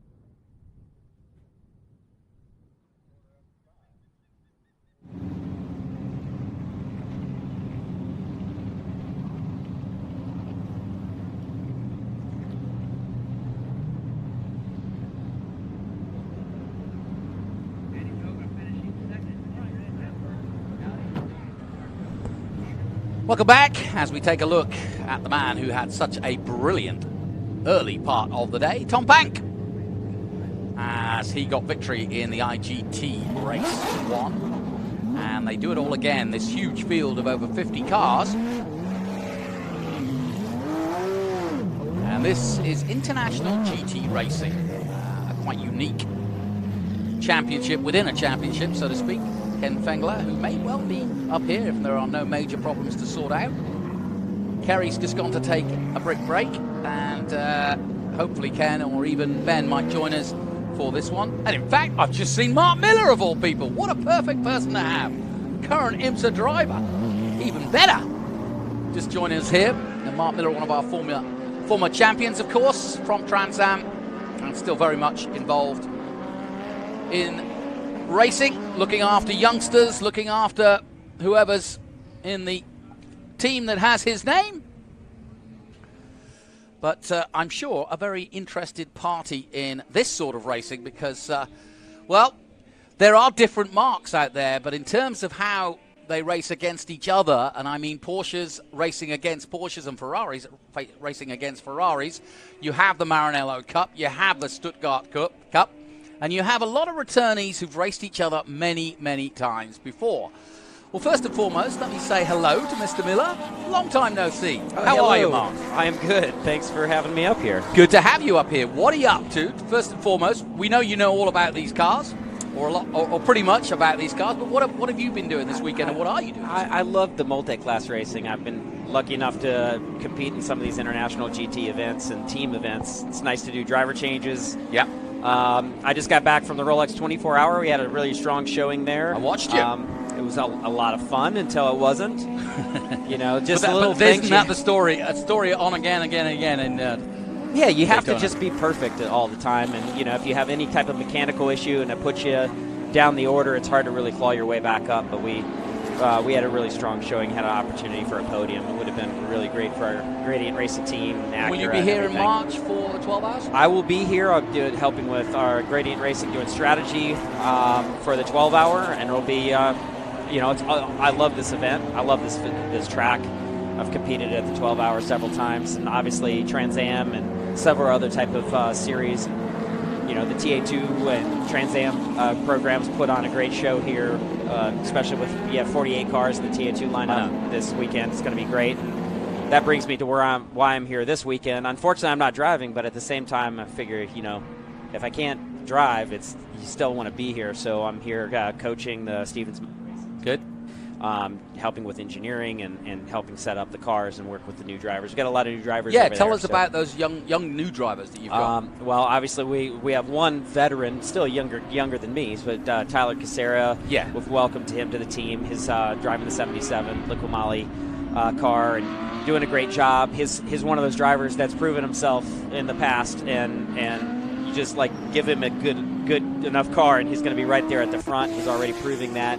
That's a brand new car. We're trying to sort out. So, I had a close look at it. It's immaculate. Yeah, everything they've done. And then Rhett Barkow, new to the team, but not new to the Dodge Challenger because Rookie of the Year last year. He raced the car that I raced in 2019 for the last 2 seasons. Done another great job. But we have another brand new Dodge Challenger in the fleet, and had the opportunity to shake that car down a couple weeks ago, and it's another great piece, very quick. Once he puts the whole lap together, I think you'll see he's going to be a pretty good competitor this year. And then we have 2 newcomers to the team. One guy that I've known for a long time is also, I'm a big fan of his sponsor because it's a bourbon company. It's a bourbon. I know. I've been looking at that. It's a great story too. We'll get into it. It's a great story, tomorrow, but you know, Jeff is really coming in. He's coming in brand new, so he barely has done any testing in this type of cars. He's coming from production car racing and open wheel, so this is definitely a new thing for him. But he's starting to come alive in that last practice session, so we're looking for great things. And then young Evan Slater is in our 4th car and also broke through. Yeah, no, young, smart, doing a great job so far this year, just kind of chipping away at it. And I feel like at one point we had all of our cars solidly in the top 20, and that, to me, that's in a 48-car field. That's a good thing you want to do, and something to build on for qualifying. So all my work is done. So I was happy to be able to come up here, and I can't make those guys do anything that we haven't already talked about. So I'm going to watch just like everyone else and cheer everybody on. But what a great field we've got here. All right, you're listening to former Trans Am champion and current IMSA driver, and as he said, 12 hours, Daytona 24, you name it, he's done it, and he certainly knows what to do and pedal in one of these things as well, and certainly knows this track very well. And as we get underway, Tom Pack took the earlier race in IGT. No reason to think he wouldn't do it again. He's a steely-eyed veteran at this kind of racing, but what's the key when it's all effectively in in this particular race, one make racing, rubbing's racing, as they say. Yeah. But what's the key? Because a lot of these cars, in terms of parity, are very close indeed. They're close, but they're close at different parts of the track. So the overall lap time is pretty solid. Yeah, and is really similar. But some of these cars, unless you're a GT3 Cup running against the GT3 Cup, if you've got a mixture of cars in here, some have more power but are heavier. Some have better brakes. Some have ABS. Some don't. So there's a little bit of change in parity, but how they produce the lap time is different. Yeah. So it makes the wheel-to-wheel racing a little more interesting. You'll see cars that just don't have the straight line speed, but man, are they! So they may come from 5 car lengths back and close right in on the bumper, or if you leave a door open, they're going to stick a nose in there. So you see it a lot in this type of racing. But I like that multi-class racing format. Racing in IMSA a lot, particularly in the GS and ST categories. We're used to production car-based cars being way different in weight and power formulas, and it makes the racing really interesting. Any of the fields you would point at that you've either raced against or know, particularly? I haven't looked at the lineup lineup here. Yeah, I'm just going through it here. I mean, basically, we've got Johnny Reisman, I know. Yeah. I coached him before. He and his dad they're great. It's nice to see them out here, and he's also got a Daytona prototype that he likes to play with too. So the fact that it's out there and in what looks to be like a GT3R is pretty cool. So we've already got a good breakaway already at the front. Pippa Mann is out there too. It's good to see her racing. I've seen her race all the way back to her early days in single-seaters, and of course she is a multiple entry into the Indy 500. She does a hell of a job raising the money every year just for that one race, but she continues to do sports car racing, and when she pops out and is also a big proponent of women in racing and helps young girls get up and running or trying to find sponsorship and giving them a helping hand if she can. Yeah, Tom Pank, Stephen Hammond, and that's the top two at the moment. Part of that Shift Up program that's been so popular, helping female drivers really get an opportunity. So, somebody coming in, and that is not a scheduled pit stop. And that's Patrick Mullaney. Now, what could this be, do you think? Anything goes. I don't know, but it didn't seem like there was any massive panic on anybody's face or diving or jumping to anything in particular. I know I've asked this question to many a driver, but what is it about this Porsche that is such a great race car? Why is it such the perfect race car? Everybody points to the mid-engine or where the engine is and how it's... But there's got to be more to it than that. For me, coming from an engineering mind, the actual layout is a detriment. Having that rear engine so far, it definitely takes a different approach to driving it in anger. But I think really where you see the popularity of Porsche is just how strong the culture is and how the motorsport program and their customer program has been so successful in creating opportunities for the average person to go out and race and have a great amount of customer support, and just you see so many of them out there, and there's a reason for that. This reliability has always been a strong point of the Porsche mark, and some years they're dominant, some years they're not, but they're always there at the end. Yeah, I think that's what is outstanding. You don't see many Porsches parked on the side of the road at a race weekend, and that I think is that reliability is, yes, it's an expensive car, it's a beautiful car, but at the same time, its results at Le Mans stand alone. It very rarely doesn't make it to whatever race it's in, short or long, and it can be a short car race, it can be a sprint car race in a Carrera Cup race of 25 minutes, or it can be a 2 or 3 or 5 hour, 6 hour, 12 hour race car, and it fits just fine. Yeah, I had the opportunity to race a GT3R here, the latest generation, the 9912 GT3R, and it was just so easy to drive around this track in anger. It's so stable under braking, really good power down, and the previous generation we really struggled with, but we got the new car and came here and immediately fast, and it was just a kind of a great experience. But I've been on the other end, the other side of that too, where just never felt really comfortable behind the wheel of one of the 911s, and so they can be finicky. But usually the setup window, and here more recently the setup window for theirs is quite large. So you can have a really big opportunity to get really close to optimum. Yeah, I've heard from a lot of gentleman drivers saying it flatters them because it's such a good car and an easy car to drive quick. But then you talk to a Patrick Long or someone like yourself and they go, yeah, but when you're at an IMSA level, everybody's got that advantage. And then suddenly you're not looking at half a second, you're looking at 2/10. Yeah, or less, or half a tenth, or a quarter of a tenth. And then it comes down to, like the fact that they're very easy to get in and out of. Yeah. Just there's a lot of spacious room. Ergonomically, it was very easy to get in and out of. And that half a second saving on pit stops or ease would help. Just that alone. So it's kind of worth it in a way. The Acura NSX that we drive is mid-engine format, great downforce, great balance, but has its really good strong points and stuff. But it's also really cramped inside, so it's tough for a tall driver to kind of get in and out really quick. So if there's time to be found there, we work very hard to try to make the driver pit stops go quicker and faster. And we really did a good job there at the Rolex sorting that out. We're making some changes a lot quicker. Who's your tallest driver? Till Beschelsheimer is our tallest driver. He's been a long-time co-driver, and his 6'2", 6'1", I think. And but he's been working out lately. He's getting in and out of the car quite quick. Well, like I said, we've got a few marks out there. There's the odd Ferrari 458. We've got some Audis. You see one there in the background. Have you driven the Audi R8? I have not. I've not driven the R8 at all. But if you noticed recently this weekend, Daskalus won in an R8, and it was an early generation R8, so not even the latest version. So it seems to be those R8 GT3 cars have stood the test of time when it comes to racing here, much like the Porsches have. And you see a lot more Audis out there than most other GT3 cars. Yeah, it's interesting when you watch manufacturers go head-to-head, especially at the world level.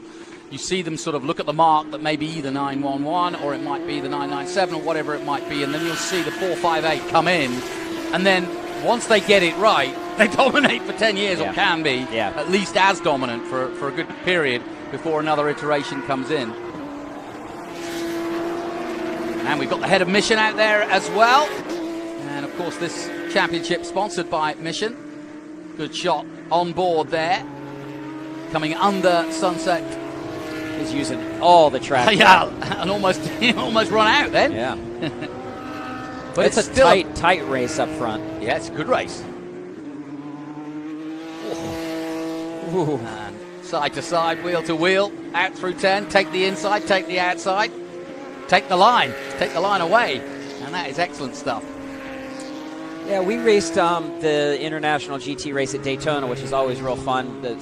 Some of the West Coast guys will come over as their season's typically over and add that to their schedule, and had a really great amount of time. But some of these cars that are here using a little bit better exhaust and maybe a drop gear here and there, and have a little more power. So I love the amount of flexibility you can have, so that a GT3 Cup car may be able to compete with a generation or two old GT3R. Maybe not have as much downforce, but it has a good amount of power. So it's kind of an interesting mix. You can see a kind of different variations of the Cup cars over the years be able to all be up here at the front. When you have a shorter race like this, do you fuel to the appropriate level of where you're going because the fuel makes that much difference, or does it matter? I think it only matters if the balance change doesn't change. So you really don't want to have much of a difference between the beginning of the race and the end of the race as far as balance goes. So if you found a good balance in your race car over a fuel load, you want to kind of fuel for that.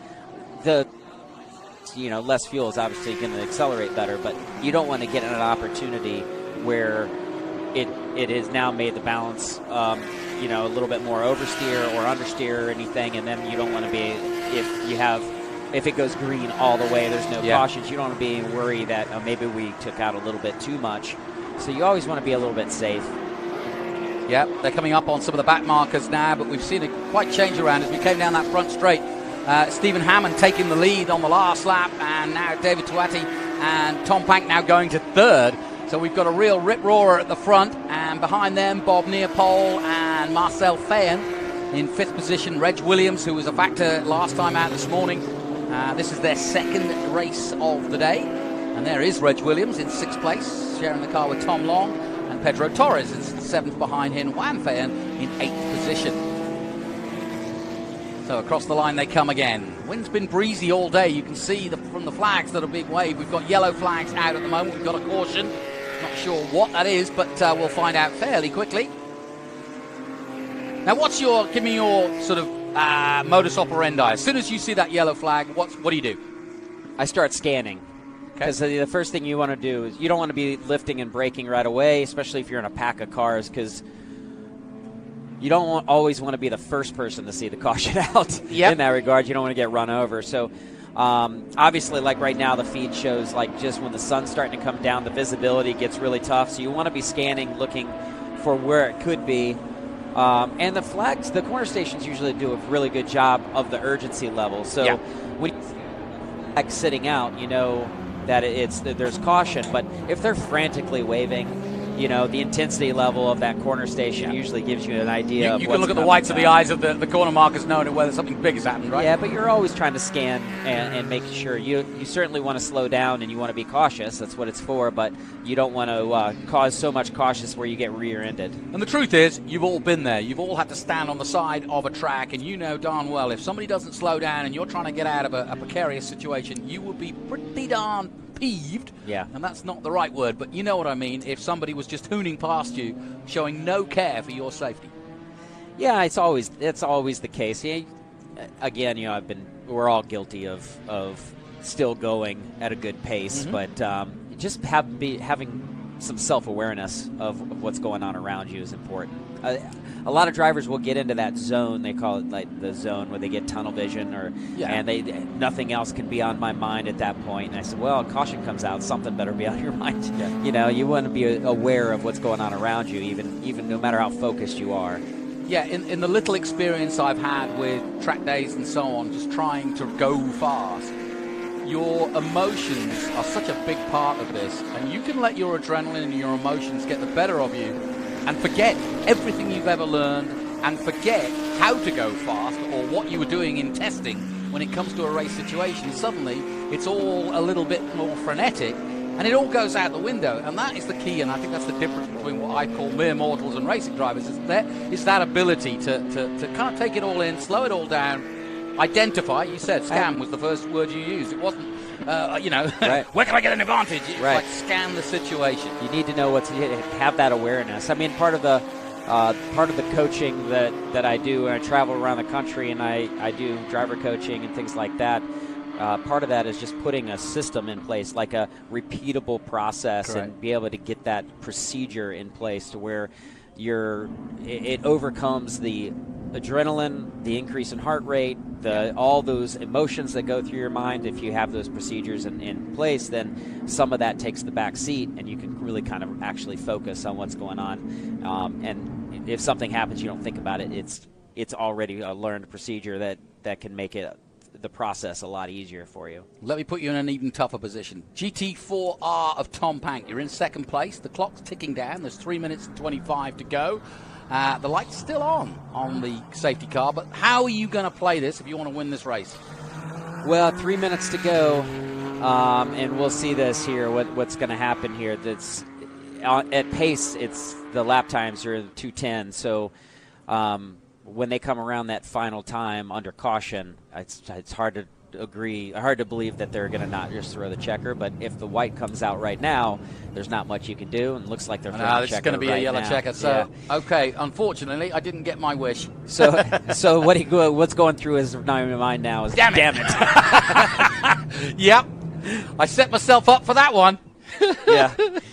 And that's always the case. It's like, how much time is left? And it's like, you kind of know before you know. Yeah, there's a guy that drives a Mercedes at one of the highest levels who had that moment a while back. Yeah. He still hasn't got over it, I don't really think. I don't think he'll ever get over it. I'm not even going to go there with my opinion. He did the right thing, I think, was just to keep the heck out of the way for a while. Yeah, leave social media. Whatever I've got to say isn't going to help anything. Yeah. It does. I've been in that situation. It's just like, what can you do? you can argue your point to a certain amount, but in the end, it's the end. Yes. So you need to like just move on. And it doesn't define you as anything. All you can do is put your best performance together. Sometimes you win, sometimes you don't. Go back to what you're doing, Stephen Miller Racing this weekend.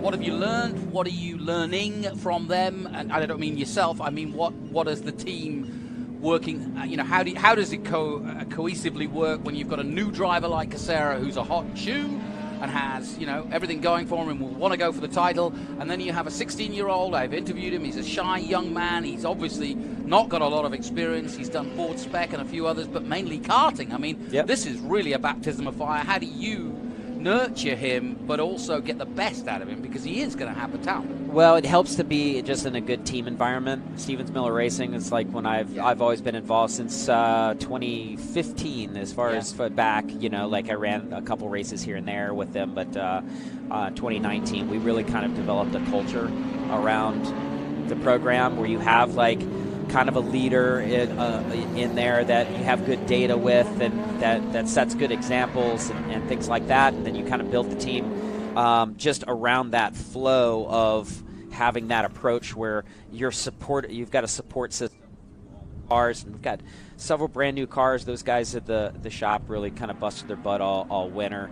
I had nothing to do with it. Those guys just worked really hard to get cars together. I was happy to be. Anytime Joe Stevens gives me an opportunity to come shake down cars or test cars or help develop them, I jump at it just because, one, it's great seat time, and two, I just love to do that. But I had a opportunity to be here this weekend, and after the test, you really want to just go through those systematic approaches of like how we're going to communicate as a team, how you want to get the mechanics and engineering type staff and the drivers all kind of working in a flow so that it's repeatable and you can be consistent. You've got good communication and you're making good decisions throughout the weekend. Because if you're just like all working together, all working apart, all under the same tent, you're not really growing as a team, and you're not. Individually you may have some successes, but you need to be always bringing each other up all the time. And no matter who the fastest or the slowest driver that particular session, everyone can learn from everyone, and I think having that environment together is going to be key. So that's kind of been what we've been doing the last 2 days here, and starting from the test, is putting that procedure together, which has been really helpful. I think everyone's starting to show it now, and qualifying is the time where you really have to make it shine.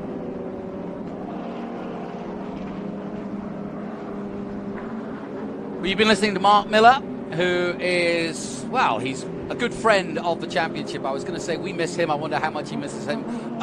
Here in Trans Am. He's on to bigger and better, and of course we'll be back here doing 12 hours, and you name it, you can watch him in IMSA, and he's doing a pretty good job at the moment as... We're currently still trying to put together a deal to run more IMSA races. So good. If that doesn't happen, any of those TA owners want to have me try TA1 car, I'd be all for it. Okay, we'll take that. Well, the race finished under caution, which is not the way we wanted to go in International GT, because I think it was rolling up to be a good race, but never mind. Tom Pank right at the sharp end, but so too several others, and more racing to come from IGT over the weekend, but we'll take a short break here from Sebring TA2 qualifying. You don't want to miss it. It's coming up.